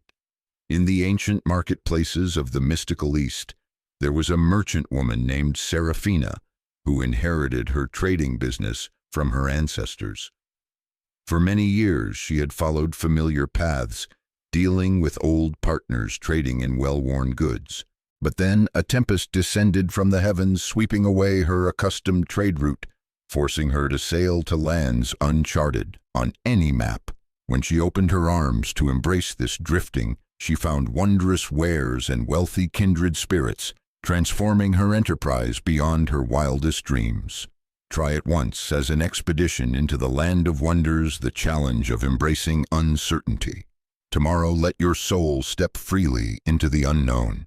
Begin the day with no set plan, no tethering expectations. Loosen the familiar loops and the outcomes fixed in your mind. When reason cries out for certainty, gently whisper to yourself, I choose to open to infinite possibilities. Throughout the day, make choices that lead you off the beaten path. Try a new route to work. Speak to a stranger, touch an experience you've never tasted. When anxiety about the unknown gently arises, breathe deeply into it instead of resisting. Contemplate how uncertainty has opened doors your certainty once kept closed. Feel how releasing the need to know everything has created space for unexpected gifts to enter your life. This is not a game of chance. It is an alignment with the natural state of infinite potential in the universe. As you loosen your grip on predetermined outcomes, observe the universe respond with synchronicities and opportunities you could never have engineered. Each moment of embracing the unknown will strengthen your faith in a greater intelligence and invisible hand orchestrating all things. You are learning to dance with uncertainty, allowing it to lead you to experiences far richer than your finite mind could ever imagine. Chapter 19. The Power of Non-Resistant Flow. On the mist-covered highlands of ancient Scotland, where the timeless wind still blows, Lorien stood by the bank of a rushing river, his muscles taut with habitual resistance. For many years he had braced himself against every current life threw his way, the harsh waves of business failures, the snags in relationships, the trials of the physical body. Each obstacle appeared as a new battle, leaving him utterly weary and depleted. And perhaps we too, from time immemorial, have been taught to fight, to push, to resist what life brings. But hidden deep within the treasury of timeless wisdom is a truth that can transform all struggle into serene ease. The path of non-resistance holds a power greater than all your combative efforts combined. When you refuse life's flow, you create a vortex of turmoil, depleting your vitality and obstructing your own natural path. Like a river encountering a large boulder, your resistance creates turbulent waves where there could have been a gentle current. The universe operates with perfect precision. Your resistance only interrupts its primordial wisdom. Lorien's transformation began the day he silently watched the river water effortlessly curve around stones, never struggling yet always finding its way to the sea. In that moment of enlightenment, he understood that the water's strength came not from forcing its passage but from yielding to what is fluidly and steadfastly. In the bustling streets of Venice City of dreamlike canals, Annalise managed a small inn, her mind once constantly battling the seasonal shifts in the flow of distant travelers. She used to try to hold on to the summer's vibrancy, exhausting herself during the quiet winter months. But when she finally yielded to the natural rhythm of the earth and sky, the extraordinary found its way to her. Those quiet months suddenly transformed into times of renewal and creativity, sparking wondrous ideas that made her inn flourish even more than in former days. Practice releasing resistance. For the next 3 days, try to contemplate in what areas you are resisting the natural flow of life. Become aware of the tension in your body, the constriction in your mind whenever things do not go according to your wishes. Instead of fighting what is, practice saying yes to each moment, Each morning begin with an intention. Today I will yield to the flow of life instead of resisting it. When unexpected challenges arrive, gently release the resistance within you. Feel how your body relaxes when you stop struggling. Notice how much more easily solutions appear when you no longer use resistance to obstruct them. This ancient practice does not mean becoming passive. It is about aligning with the universe's wisdom instead of opposing it. Like water that always finds its own passage, you will discover that acceptance holds a power far greater than any resistance. When you release the need to control life's flow, you tap into a miraculous current of energy that carries you to your highest good. Let every breath be a gentle reminder. Relax, yield, and trust. Feel how your energy is liberated and expanded when you stop resisting what is. This is the wisdom taught by sages for centuries. True power lies not in fighting against life, but in gracefully yielding to it. Chapter 20. The Master Key to Destiny's Door. In the heart of a city that never sleeps, where life's current endlessly churns, Cassian pondered in his private space surrounded by diagrams and meticulous plans. Tools he deemed powerful, relied upon for a lifetime. Each morning he meticulously charted his course, trying to bend reality to his will, with an iron determination to break through all barriers. And yet success, like a distant mirage, kept eluding him, slipping through his fingers like an errant stream. People often believe that control yields results, that meticulous calculations will guarantee ultimate victory. But deeper than all reason lies an ancient truth, a verity capable of transforming the very roots of manifestation. When we release all burdens of control, the infinite flow of life will gently carry us to where we truly belong. The universe operates through us, not by us. Every attempt to use individual will to resist that sacred current only creates ripples of resistance, inadvertently blocking the natural path to complete fulfillment. When Cassian finally dared to let go of the diagrams and plans that had imprisoned him, fully yielding to the flow of life, a wondrous transformation occurred. Unexpected opportunities arrived gently, fortuitous connections formed naturally, and success, like a serene river, flowed towards him without any struggle. This truth echoes through all time. The flow of life itself knows the most perfect path. Like a leaf cradled by a stream, we reach destiny's shore not by our own efforts, but by completely surrendering to that current. In a small town nestled by the murmuring sea where waves have caressed the shore for millennia, Myrna had lived for decades, believing she was the architect of her own fate. She managed every detail, tried to force every outcome until exhaustion wore her down, leaving an empty void within her. Then one morning, as her soul quieted, she silently watched the waves tirelessly sculpting the shoreline. She suddenly understood the vast ocean does not struggle to create its exquisite curves. It simply flows, and in that endless current, all things are accomplished. The moment Myrna loosened her tight grip on life, she discovered an unexpected truth. She had never truly controlled anything at all. The sacred current had always known where to take her. Her resistance had merely delayed the journey. Now, gently guided by the flow of life, she found herself effortlessly reaching all she had once struggled and strived to hold on to. Practice the ritual of complete yielding. Find for yourself a quiet space where the world's clamor cannot reach, a private sanctuary for your soul. Close your eyes and imagine you are water, completely fluid, offering no resistance to the currents that guide you. Feel yourself becoming as soft as a small stream, as yielding as a pure dewdrop. For the next 7 days, begin each morning by consciously releasing all forced efforts, all rigid thoughts, all tensed muscles that silently speak of control. Whisper, letting these words permeate every cell of your being. I completely yield to the perfect flow of life. I release all need to control force or direct my path. I allow this infinite current to gently carry me. Let these words of ancient wisdom dissolve the barriers, you have unwittingly erected, separating yourself from life's natural rhythm. Throughout the day, whenever you realize you are trying or forcing, in meetings, conversations, decisions, or actions, return to this state of absolute yielding. Remember that the universe's wisdom floods through you when you cease to resist it.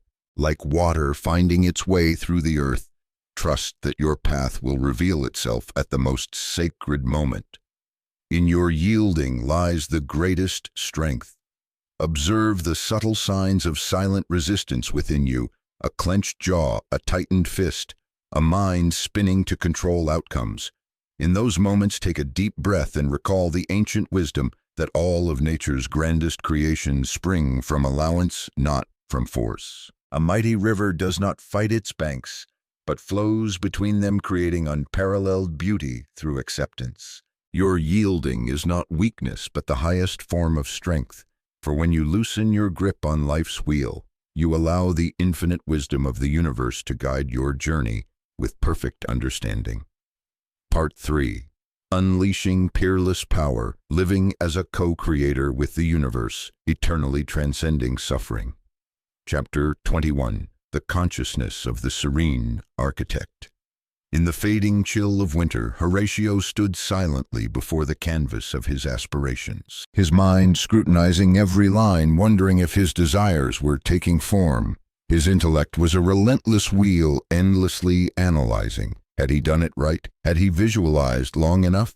Or should he try another esoteric technique? That constant mist of doubt had woven a labyrinth of uncertainty, trapping him in endless spirals of thought.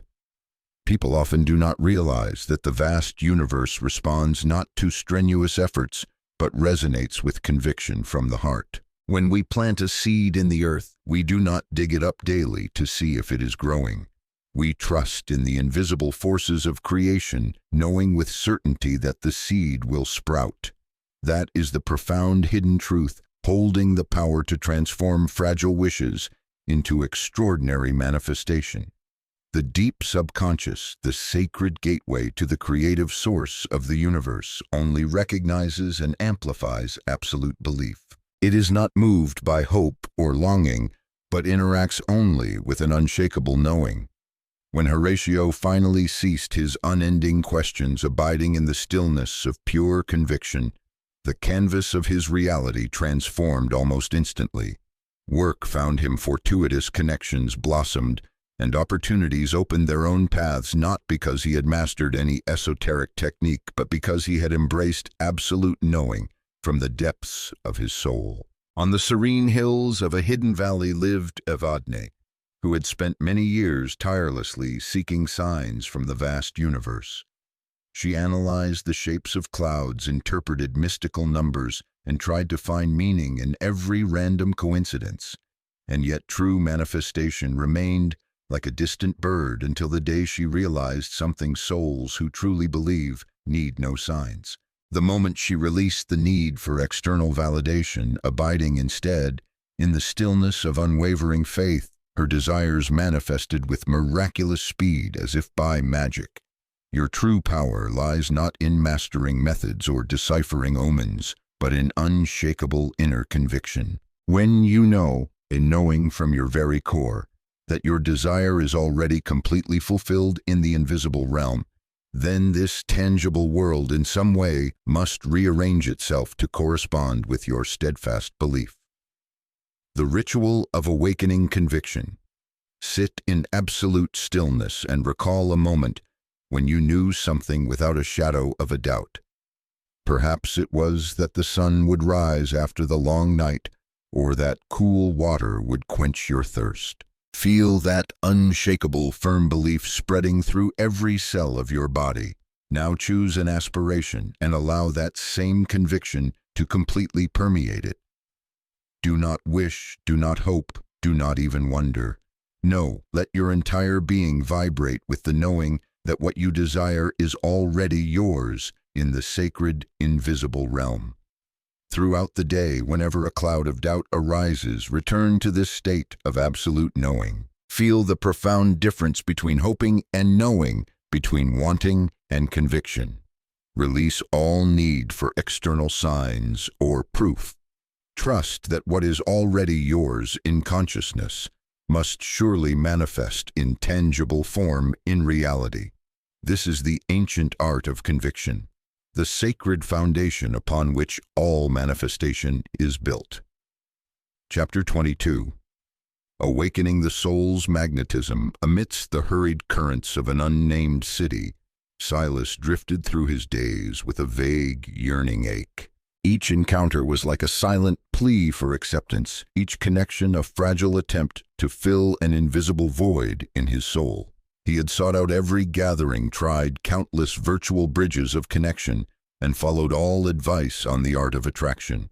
And yet the more he reached out, the further people seemed to recede. Perhaps many people have recognized this law in their own lives, an unchanging universal law of millennia. What we tirelessly chase will elude us, while what we truly are will naturally find its way to us. This truth echoes through the ages, whispered by profound mystics, and today corroborated by deep understandings of energy and the vibration of all things. When Silas finally halted his tireless pursuit of external validation, something miraculous occurred. His energy current shifted from lack to presence, from the craving of seeking to the power of attraction. Without changing his appearance or fleeting circumstances, he suddenly possessed a strange magnetism. Now others sought his presence, as if drawn by an invisible force emanating from his self-possession, from his serene character. The power of attraction lies not in what we do, but in who we are. Our energy precedes us into every space, speaks before words, and shapes our reality before any action can take place. When we shift from a state of seeking to a state of fully embodying our essence, the universe no longer responds to strenuous efforts, but corresponds to our very being. In a quiet mountain town where mist lingered each morning, Myra nurtured the dream of expanding her small enterprise. She had once exhausted herself at networking events, sending out countless invitations, trying to force her way towards fragile opportunities. And yet success remained like the distant horizon far off, until she understood the law of energetic resonance. Instead of chasing connections, she began to radiate the energy of one who had already achieved. Without any strenuous effort, the right people and opportunities found their way to her, drawn by her authentic power, by the magnetic field emanating from her character. The ritual of transforming your energy field. Your practice now requires a profound shift in your own energy signature. Find a quiet space and close your eyes. Clearly feel the energy of lack, of seeking, of striving to attract. Notice how contracted, heavy, and yearning this energy is. Now shift your awareness to the energy of already possessing completely what you aspire to. Feel how expansive, light, and radiant this energy is. This is your natural magnetic state. Throughout the day, whenever you find yourself slipping into the energy of seeking, pause. Take a deep breath and realign with the energy of being rather than needing. Let your presence become a living magnet, naturally drawing to you all that resonates with your authentic power. This is not a technique to be mastered, but a truth to be embodied. The universe does not respond to what you want, but only corresponds with who you truly are. Chapter 23. The sacred dance between yielding and inspired action. In the heart of a relentlessly moving city, Marius sat motionless in his room, surrounded by vision boards and journals chronicling his creative journey. Each morning he meticulously painted goals in his mind, yet an invisible fear held his feet fast, preventing him from taking a single step towards them. "If I act," he whispered to his heart, "perhaps I will disrupt the universe's magical plan." Poor Marius had unwittingly fallen into a trap that many souls encounter on the path of discovering the mind's creative power, the belief that action somehow is contrary to yielding to the sacred flow. And yet wondrous creation itself gently reveals another truth. A tiny seed does not merely visualize its transformation into a great oak. It also breaks through its fragile shell, sends roots deep into the earth, and stretches powerfully towards the sun. The universe often speaks through wondrous paradoxes. True yielding is not complete inaction, but action in a state of non-attachment, free from clinging. It is the dance of a leaf in the wind, gracefully swaying yet completely at peace with where it will land. It is the river flowing with a profound purpose, yet offering no resistance when stones inadvertently alter its course. Marius's turning point of enlightenment came when he witnessed a master potter engrossed in his work. The artist's hands moved with decisive intent, yet maintained a gentle touch, a nurturing care allowing the clay to find its own most natural, perfect form.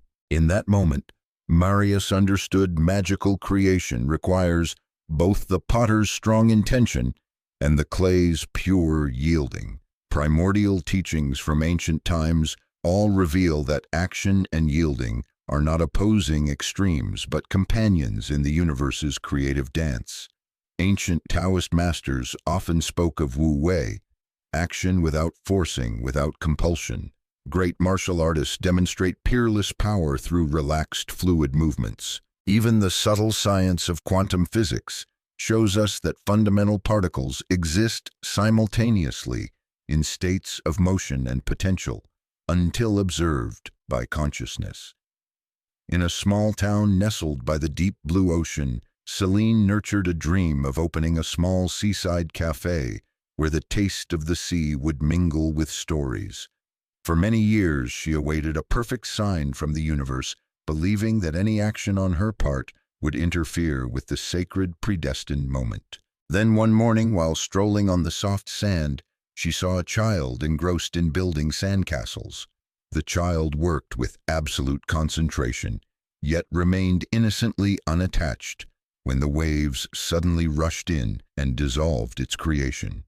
Inspired by that image, Celine began to take small steps towards her dream, making calls, viewing locations, drafting initial plans, all done with the joyful, unattached spirit of the child on the beach. Before long, Celine's cafe opened, not in the location she initially envisioned, nor in the way she had planned, but as a more wonderful version surpassing even her most earnest expectations.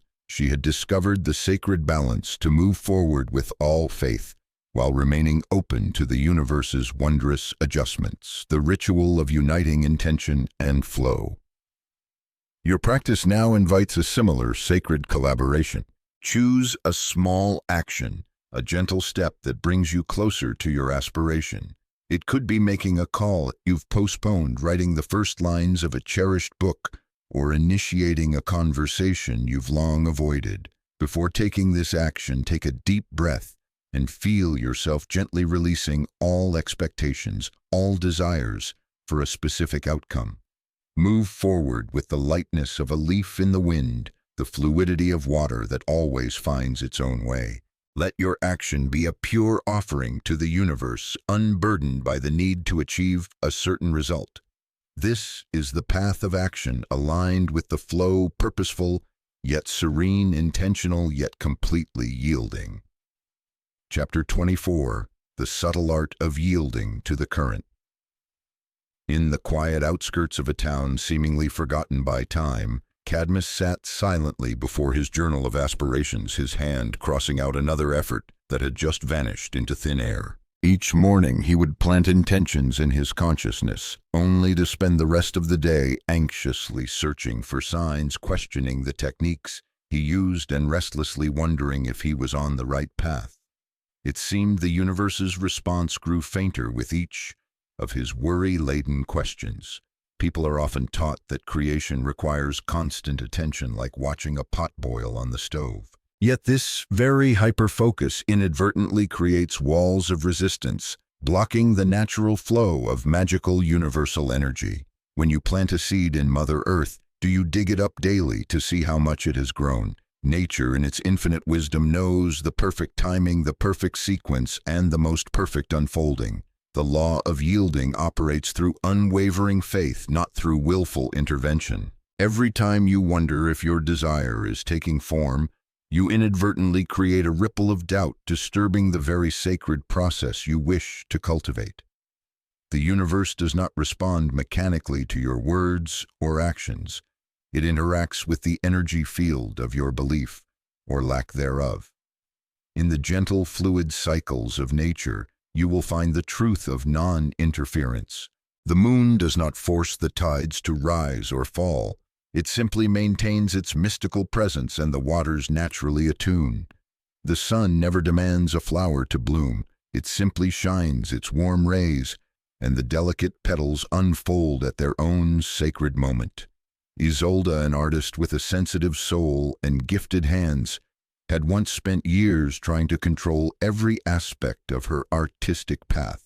She sent out countless messages, constantly monitored every development, and obsessed over even the smallest opportunity. Her anxious, impatient energy had unwittingly erected an invisible wall between her and the achievements she craved.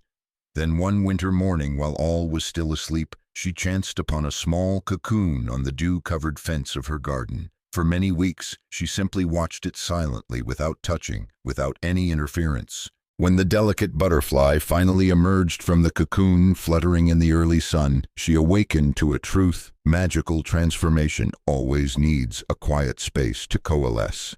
From that day of enlightenment, Isolde completely changed her approach to art and life. She continued to create with all passion, but released the need to control the world's reception of her works.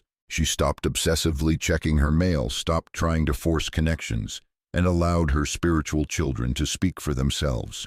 Within a few short months, prestigious galleries began to seek her out, and unexpected opportunities appeared gently, far better than any she had painstakingly forced into being. The ritual of stepping into the sacred space of yielding your practice this week invites you to step into a similar sacred space, a realm of yielding. Choose an aspect of your life where you usually tend to control, perhaps your career path, relationships, or a specific goal. For the next 7 cycles of sun and moon, consciously withdraw all personal willful intervention. Continue your daily activities, but completely release the need to check, to verify, or to force a certain outcome. When you feel an urge to intervene arise, simply observe this urge without acting on it. Let the universe operate on your behalf with an unwavering faith that what truly belongs to you can never be lost to you. This exercise may initially feel uncomfortable. The ego often resists yielding, but within this temporary discomfort lies the seed of profound transformation within you. Like Isolde with her butterfly, you are learning to trust in natural unfolding and the magical flow of your deepest aspirations. The universe has always been waiting for you to step back, to allow its infinite wisdom to operate through you instead of against the walls of resistance you yourself have built. Chapter 25, Serenity finds you.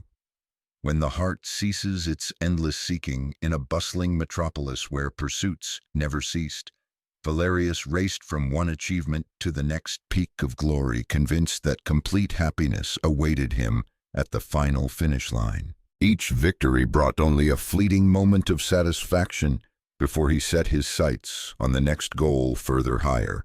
His shelves were heavy with gleaming trophies, his walls covered with certificates of achievement, yet the joy he constantly sought remained like an elusive shadow lurking somewhere just out of reach.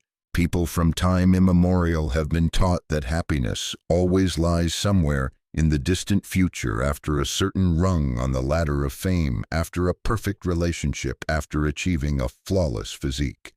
This eternal chase itself creates a void that can never be filled, because happiness is not a tangible destination, but a state of being, a way we perceive and harmonize with life. The ancient sages understood that true joy exists fully only in each present moment. When we project happiness into the future, we unwittingly deny its magical presence right here, right now. This denial, ironically, becomes a self-fulfilling prophecy, creating an endless loop of seeking, rendering us blind to the complete abundance that has always surrounded us. The universe operates through wondrous paradoxes. What we tirelessly chase will flee. What we open our hearts to receive will naturally flow towards us like a river. Happiness is not found through possession or glorious achievements, but through the recognition, the cherishing of what already is. It arises not from adding to our lives, but from awakening to inherent abundance, to the beauty hidden in every breath. Berenice lived in a small, simple house nestled on the edge of a quiet town. For many years, she believed happiness would come once she had a grander house, a better position, a different life. One morning, as golden sunbeams streamed through her window, she suddenly noticed the sunlight transforming her simple kitchen into a radiant sanctuary of light. In that very moment, she realized she had been tirelessly searching everywhere for what had in fact always been present right here. From that day on, Berenice stopped postponing her joy. She discovered the magic hidden in the simplest moments, the warmth of her morning tea, the chirping of birds at dawn, the sincere smile of a stranger met by chance on the street. Her life did not change externally, but her perception was completely transformed. By ceasing to chase happiness as a distant goal, she became happiness itself, radiating from her serene core. The ritual of returning to the source of serenity. For the next 7 cycles of sun and moon, pause 3 times each day, once at dawn, once when the sun is at its zenith, and once as dusk gently falls. Look around the space immediately before you and find 5 small sources of joy. The play of light on the walls, the soft feel of fabric beneath your fingers, the steady rhythm of your breath, the gentle sway of curtains in a light breeze, or the distant song of life echoing from beyond your window. Let these simple joys completely fill your soul without needing to seek anything more. Resist the temptation to chase grander experiences or to dismiss these moments as insignificant. In this practice of presence, you will discover that happiness was never truly lost. It simply awaited your recognition of its eternal presence in every moment. As you cultivate this awareness, you will begin to understand that the universe has bestowed upon you countless precious gifts in each moment and patiently awaits your opening them with conscious attention. Chapter 26. The Art of Living in Manifested Reality. In a small room overlooking a magnificent capital city, each morning Nathaniel stood before his mirror, whispering aspirations, setting lofty goals. Yet deep within his heart lay a perpetual sense of lack. Despite all accomplished achievements, rungs of fame climbed, and rewards received, an invisible voice constantly echoed in his ear, "You are still not enough." That voice drove him to relentlessly improve himself, yet the yearning ache of insufficiency persistently clung to him. People are often taught that becoming something is the only way to have that thing. However, this very belief unwittingly traps us in a never-ending loop of seeking. The true verity lies in a principle so simple that most overlook it. Your sacred subconscious realm responds not to what is physically present, but vibrates and interacts with what you deeply believe to be present. When you fully embody the version of yourself who already possesses what you earnestly desire, you activate magical forces far beyond the comprehension of your conscious mind. This is not pretense or illusory fantasy. It is an alignment and attunement with a reality that already exists in potential awaiting awakening. Mystic sages of ancient times understood this power, speaking of it in enigmatic whispers passed down through generations, as within the soul, so in the outer world. Your subconscious realm cannot distinguish between an experience vividly imagined by the mind and one occurring in the material world. This is why Olympic athletes can enhance their performance solely through the power of visualization. When you step into the energy field of your desired reality, you emit a vibrational frequency to which the universe in its harmonious operation must correspond and attune. Nathaniel's transformation began the day he stopped trying to become someone and simply started being that person.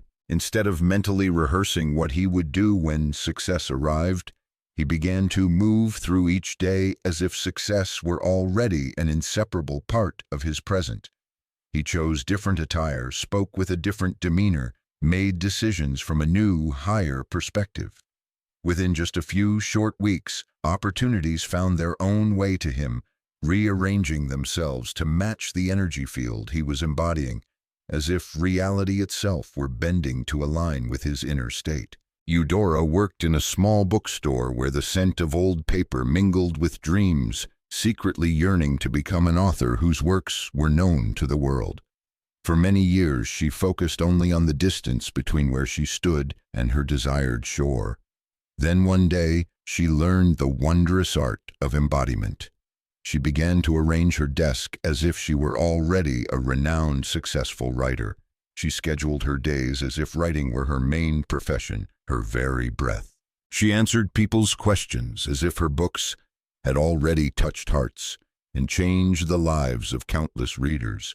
One morning, while writing in a small cafe, a literary scout happened to overhear her speaking about her work with such natural confidence and passion that he had to ask to see her manuscript. The publishing contract that followed seemed like a miracle to those around her, but Eudora knew clearly she had simply dared to step into a reality that had always been there, silently awaiting her recognition and attunement. The ritual of living in fulfilled reality. Tomorrow and in the days that follow, try living as if your deepest aspiration has already truly manifested. Choose the attire your future accomplished self would wear. Move with the confidence of one who has already touched success. Make decisions from this elevated perspective. When conversing with others, let your words flow from this state of complete embodiment. This is not superficial pretense. It is your recognition of a truth that already exists in potential, waiting for you to awaken it. As you move through each day with this mindset, observe how reality begins to attune and align with the new vibrational frequency you are emanating. Chapter 27. The unshakable conviction of the reality architect. In a quiet study where flickering candlelight cast shadows on vision boards and scrolls filled with aspirations, Evander sat, his hand trembling as he wrote down the millionth affirmation of his life. Despite long years of diligently practicing spiritual disciplines, the phantom of doubt still lingered, whispering dark words into his ear that perhaps he hadn't done enough, wasn't worthy, or wasn't truly ready to receive.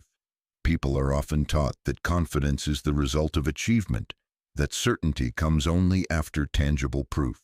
This is a grand illusion, an invisible veil that has kept countless souls imprisoned within narrow limits. The vast universe does not respond mechanically to what you do. It vibrates and corresponds with what you believe with certainty from the deepest core of your being, from the conviction of your soul. When we contemplate the lives of great figures in the stream of history, from brilliant inventors and talented artists to outstanding leaders, we find a magical common thread.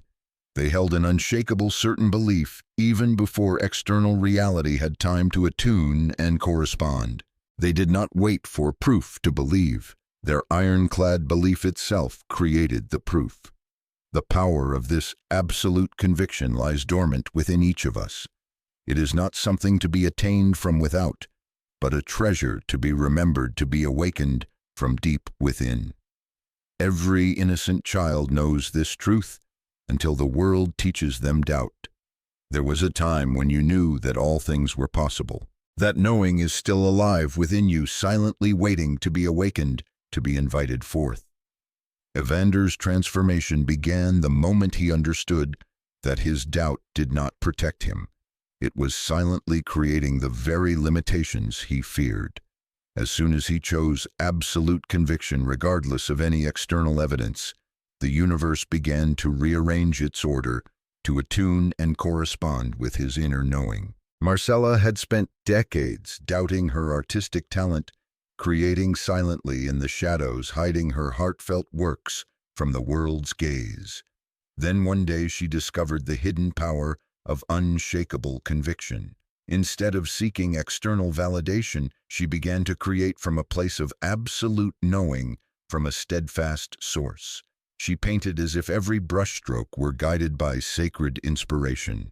She shared her works with the confidence of a master who had reached full maturity. And the art world didn't just notice. It responded as if it had been eagerly awaiting her all along. Galleries that once turned a blind eye now vied for her pieces. Critics who had never heard her name now lauded her genius. The universe in its magical operation had simply attuned to her steadfast inner conviction. The ritual of igniting the flame of conviction. For the next 7 cycles of sun and moon, choose an aspiration and embody an absolute conviction of its manifestation. Eliminate all traces of doubt from your thoughts, words, and actions. When clouds of doubt suddenly gather, do not try to fight them. Simply observe them silently drifting by like clouds in the sky while you maintain your inner knowing. Speak of your aspiration as if it were already completely fulfilled. Move through each day with the quiet confidence of one who understands their inner power. This is not about forcibly trying to convince yourself. It is about remembering what you have always known deep down, that conviction shapes reality, not the other way around. Chapter 28.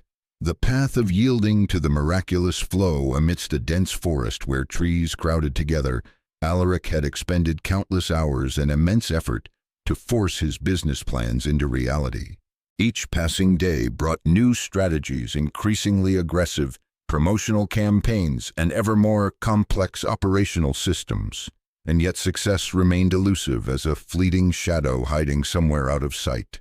His constant struggle mirrored the futile effort of one trying to push back a mighty, surging river.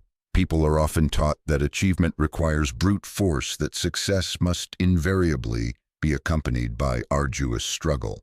However, try for once to silently observe how nature, in its majestic stillness, accomplishes its grandest feats. Water shapes majestic mountains not through destructive force, but by silently following the path of least resistance. Lightning, too, as it tears across the sky, chooses the easiest path to traverse. Even wondrous light travels along the most efficient route through vast space. The universe operates through elegant subtlety, not through strenuous effort. When you fully immerse yourself in this truth, you tap into a source of power far greater than that of mere willpower. Your role is not to try to make things happen according to your will, but to allow them to unfold, to reveal themselves with natural grace, like a budding flower awaiting the morning sun.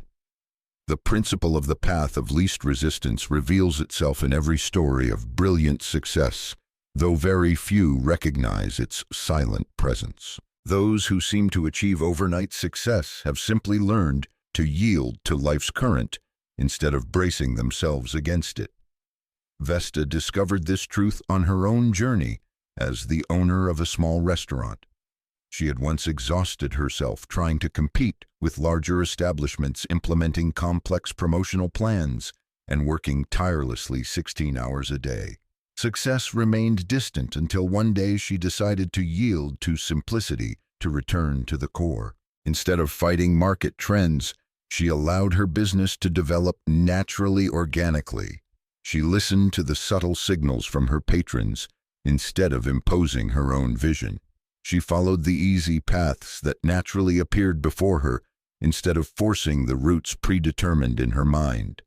Within just a few months, her restaurant was completely transformed.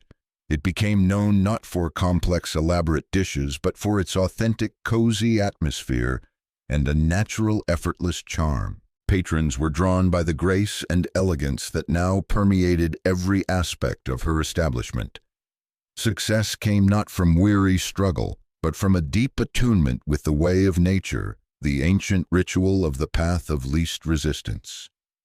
Choose an important decision you are currently facing. Instead of meticulously analyzing every possibility or trying to force a predetermined outcome, spend time observing in the stillness of your soul. Notice which path feels the lightest, the most comfortable, which direction seems to have the fewest obstacles, the least resistance.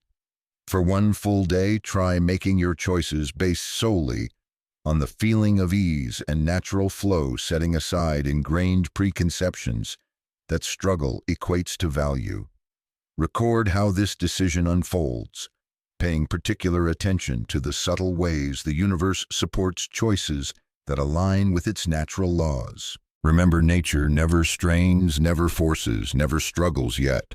Mountains still move, rivers still diligently carve, canyons and stars still shine, illuminating the vast cosmos. Your power lies not in trying to push against life's current, but in yielding to infinite wisdom, in merging with its primordial understanding. Chapter 29. The final step into unhindered being. In the heart of a city that never rests, where life's current swirls, Regulus clung tightly to his plans and schedules, like fragile shields against life's uncertainty. Each morning he awoke in the grip of unending anxieties about the future, about security, about the choices he had made, was making, and would make. His days passed in constructing complex defenses, sturdy walls against what he feared might go wrong. Yet ironically, those very defenses became the cold walls of a prison of his own making. People are often taught that control brings a sense of security, that meticulous preparation will prevent unwanted pain. However, this is the greatest illusion, for in the desperate effort to avoid what you fear, you inadvertently create the very resistance, the very energies that attract and manifest your deepest anxieties into reality. When you completely let go, yielding to all possibilities that life brings, something extraordinary happens. Fear loses its gripping power. This is not mere positive thinking. It is a fundamental law, a foundational principle of existence. The universe responds not to your defensive armor, but interacts with your openness, with the vast space within your soul. Within complete yielding lies integral strength, boundless power. Contemplate how water remains ever invincible, not through strong resistance, but through absolute adaptability, through infinite fluidity. Water cannot be destroyed because it accepts every form, every shape it passes through. This is your natural state, flexible, fearless, and utterly free. Damaris discovered this truth during a period of profound uncertainty in her life. After successively losing her job, her home, and even dear relationships, she stood at the precipice of her life's greatest fear: complete loss of control, absolute precariousness. In that moment of brutal clarity, she made a choice that altered the course of her life. Instead of desperately fighting against her harsh circumstances, she completely let go, yielding to them with profound acceptance. She stopped trying to predict possible outcomes. She loosened her tight grip on notions of how things should be, and most importantly, she yielded even to the burning need to know what would happen next. In doing so, she discovered what mystic sages have understood for millennia, that yielding is not weakness, but the ultimate strength and inner fortitude. Within just a few months, opportunities far exceeding her wildest imagination began to flow into her life like a river. A chance encounter led her to her dream career. An unexpected introduction brought a deep love, a soul connection. She found herself living in a home even more beautiful than any she had ever lost. But the true miracle lay not in those external changes. It was hidden in the unshakable peace, the profound stillness she had found through complete yielding, through releasing all burdens. The ancient ritual of fearless yielding: find a quiet space where the world's agitations cannot touch you. Think of the deepest fear hiding within you, the fear that makes your heart race, the fear you have long tried to flee. Now imagine yourself opening completely to this fear, yielding to all inner resistance. Do not try to change or fight it. Simply allow it to exist fully and completely within the space of your consciousness. Feel yourself becoming like water, accepting every form, every state without losing your pure essence. Stay with this practice until you feel the subtle shift from resistance to acceptance, from fear to profound peace. The universe cannot give you what you are unwittingly blocking through walls of fear, but it will rush to flow into, to fill the vast space created by your yielding, by your complete openness. Chapter 30. The Ultimate Revelation, where consciousness realizes itself as the creative source. In the solemn stillness of an ancient study where hundreds of volumes heavy with knowledge, sacred texts, metaphysical treatises, time-worn manuscripts, slumbered, Gideon sat deep in thought. For decades he had tirelessly sought the master key to unlock the mysteries of reality creation. He had journeyed to distant temples, studied with profound masters, and practiced countless disciplines, wondrous techniques. And yet true power, the ultimate truth, seemed to still elude him like an illusory wisp of smoke. Oh, seeking souls, perhaps you have been tirelessly searching in the outer world for what has always existed radiant deep within. The greatest truth, the verity that sages and mystics have guarded and protected through myriad ages is this: you are not merely a passive recipient of reality, you are its source, its creative center. The law of reversal, in its deepest essence, was never about external techniques or methods. It points to something far more fundamental, more core. The moment you cease all external seeking is the moment you realize your true nature as the creator of all you experience, all you perceive. This is not a flowery metaphor or an abstract philosophy. It is the deepest truth, the core reality of all existence. When you try to push against the current of reality, you inadvertently create the illusion of separation between your being and what you desire. In doing so, you forget that you are the infinite power, the primal energy, bringing all things, all phenomena into existence. There is no force outside of you to petition, no source outside of you to appease. You yourself are the source. Hespera discovered this radiant truth in a moment of profound stillness when her soul returned to primordial silence. After many long years on the spiritual seeking path, she finally stopped all practices, all techniques, all efforts to create or manifest. In that complete cessation of all strenuous effort, she saw with astonishing clarity that she had always been the creator. Her desires were not faint signals sent to some distant, hazy universe. They were the universe itself manifesting, speaking through her. From that moment of enlightenment, her reality transformed instantly, not through effort or intentional attraction, but through the recognition, the realization of her own true nature. She saw that all circumstances, all events in her life did not happen to her but flowed through her, from her. This was not controlling reality by will. It was awakening to her sacred role as the creative source of that very reality. The declaration of the inner creator. Sit in absolute stillness where space and time seem suspended. Close your eyes and feel the pure presence of awareness within you, of the unchanging, formless consciousness that has silently witnessed every moment, every ebb and flow of your life. Now realize that this awareness, this consciousness, is inseparable from the power that creates worlds, universes. Utter these words with all the authority, all the majesty of one who knows their true nature.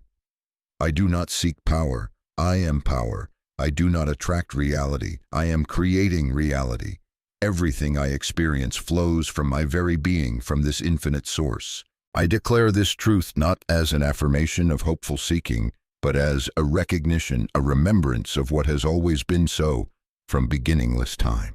Let this declaration arise not from the ego's desire or need, but from unshakable knowing, from the realization of your true nature as the eternal source of all creation, of the entire cosmos. Epilogue: when consciousness awakens at the source. Through the pages of this journey, the seeker has touched what sages and mystics from the dawn of time understood. The sacred paradox reigns at the heart of creation. Now that soul understands that strenuous effort was never the path to miraculous manifestation, weary struggle was never the way to touch success, and the mere power of will was never the master key to true power. The ultimate truth has been revealed. They are the infinite source from which all things, all phenomena, flow, not through doing, but through the presence of being, not through seeking, but through inner knowing, not through effort but through allowance, through surrender to the current. This realization is like cool water transforming every realm. They no longer need to tirelessly chase aspirations, having recognized that these originate from their own infinite being. They no longer need to brace themselves to battle circumstances, having seen that all circumstances are manifestations flowing from their own consciousness. They no longer need to try to force reality, to bend to their will, having awakened to the knowing that they are the primordial consciousness from which reality arises and takes form. The law of reversal, therefore, is not merely a technique or a discipline. It is the primordial nature, the core foundation of existence itself. When they truly grasp this truth, creation becomes as natural as breathing creativity, as effortless as a dream, and success as inevitable as unavoidable as the dawn after a long night. Now that soul stands at the threshold of infinite possibilities, where all limitations dissolve. The vast universe is listening, awaiting the command from that consciousness, not through the force of will or strenuous effort, but through simple recognition, through the remembrance of what has always been true, that they are not separate from the power they seek. They are that power expressing itself through the unique form they call I. Let this realization settle deep into every layer of consciousness. Feel the indescribable relief in knowing the journey of struggle has ended. Experience the boundless freedom in recognizing your true nature as the creative source of all things. The door has opened, leading into a new way of being, a realm where effort dissolves into elegant ease, where struggle transforms into serene flow, where all resistance melts into unconditional acceptance. The choice now is simple and clear. Will that soul dare to step fully into this truth? Will they allow themselves to create with effortless power, with the freedom that has always been theirs? From beginningless time, the universe awaits the next command, not through the force of compulsion, but through quiet knowing, through abiding in the infinite nature of that very soul.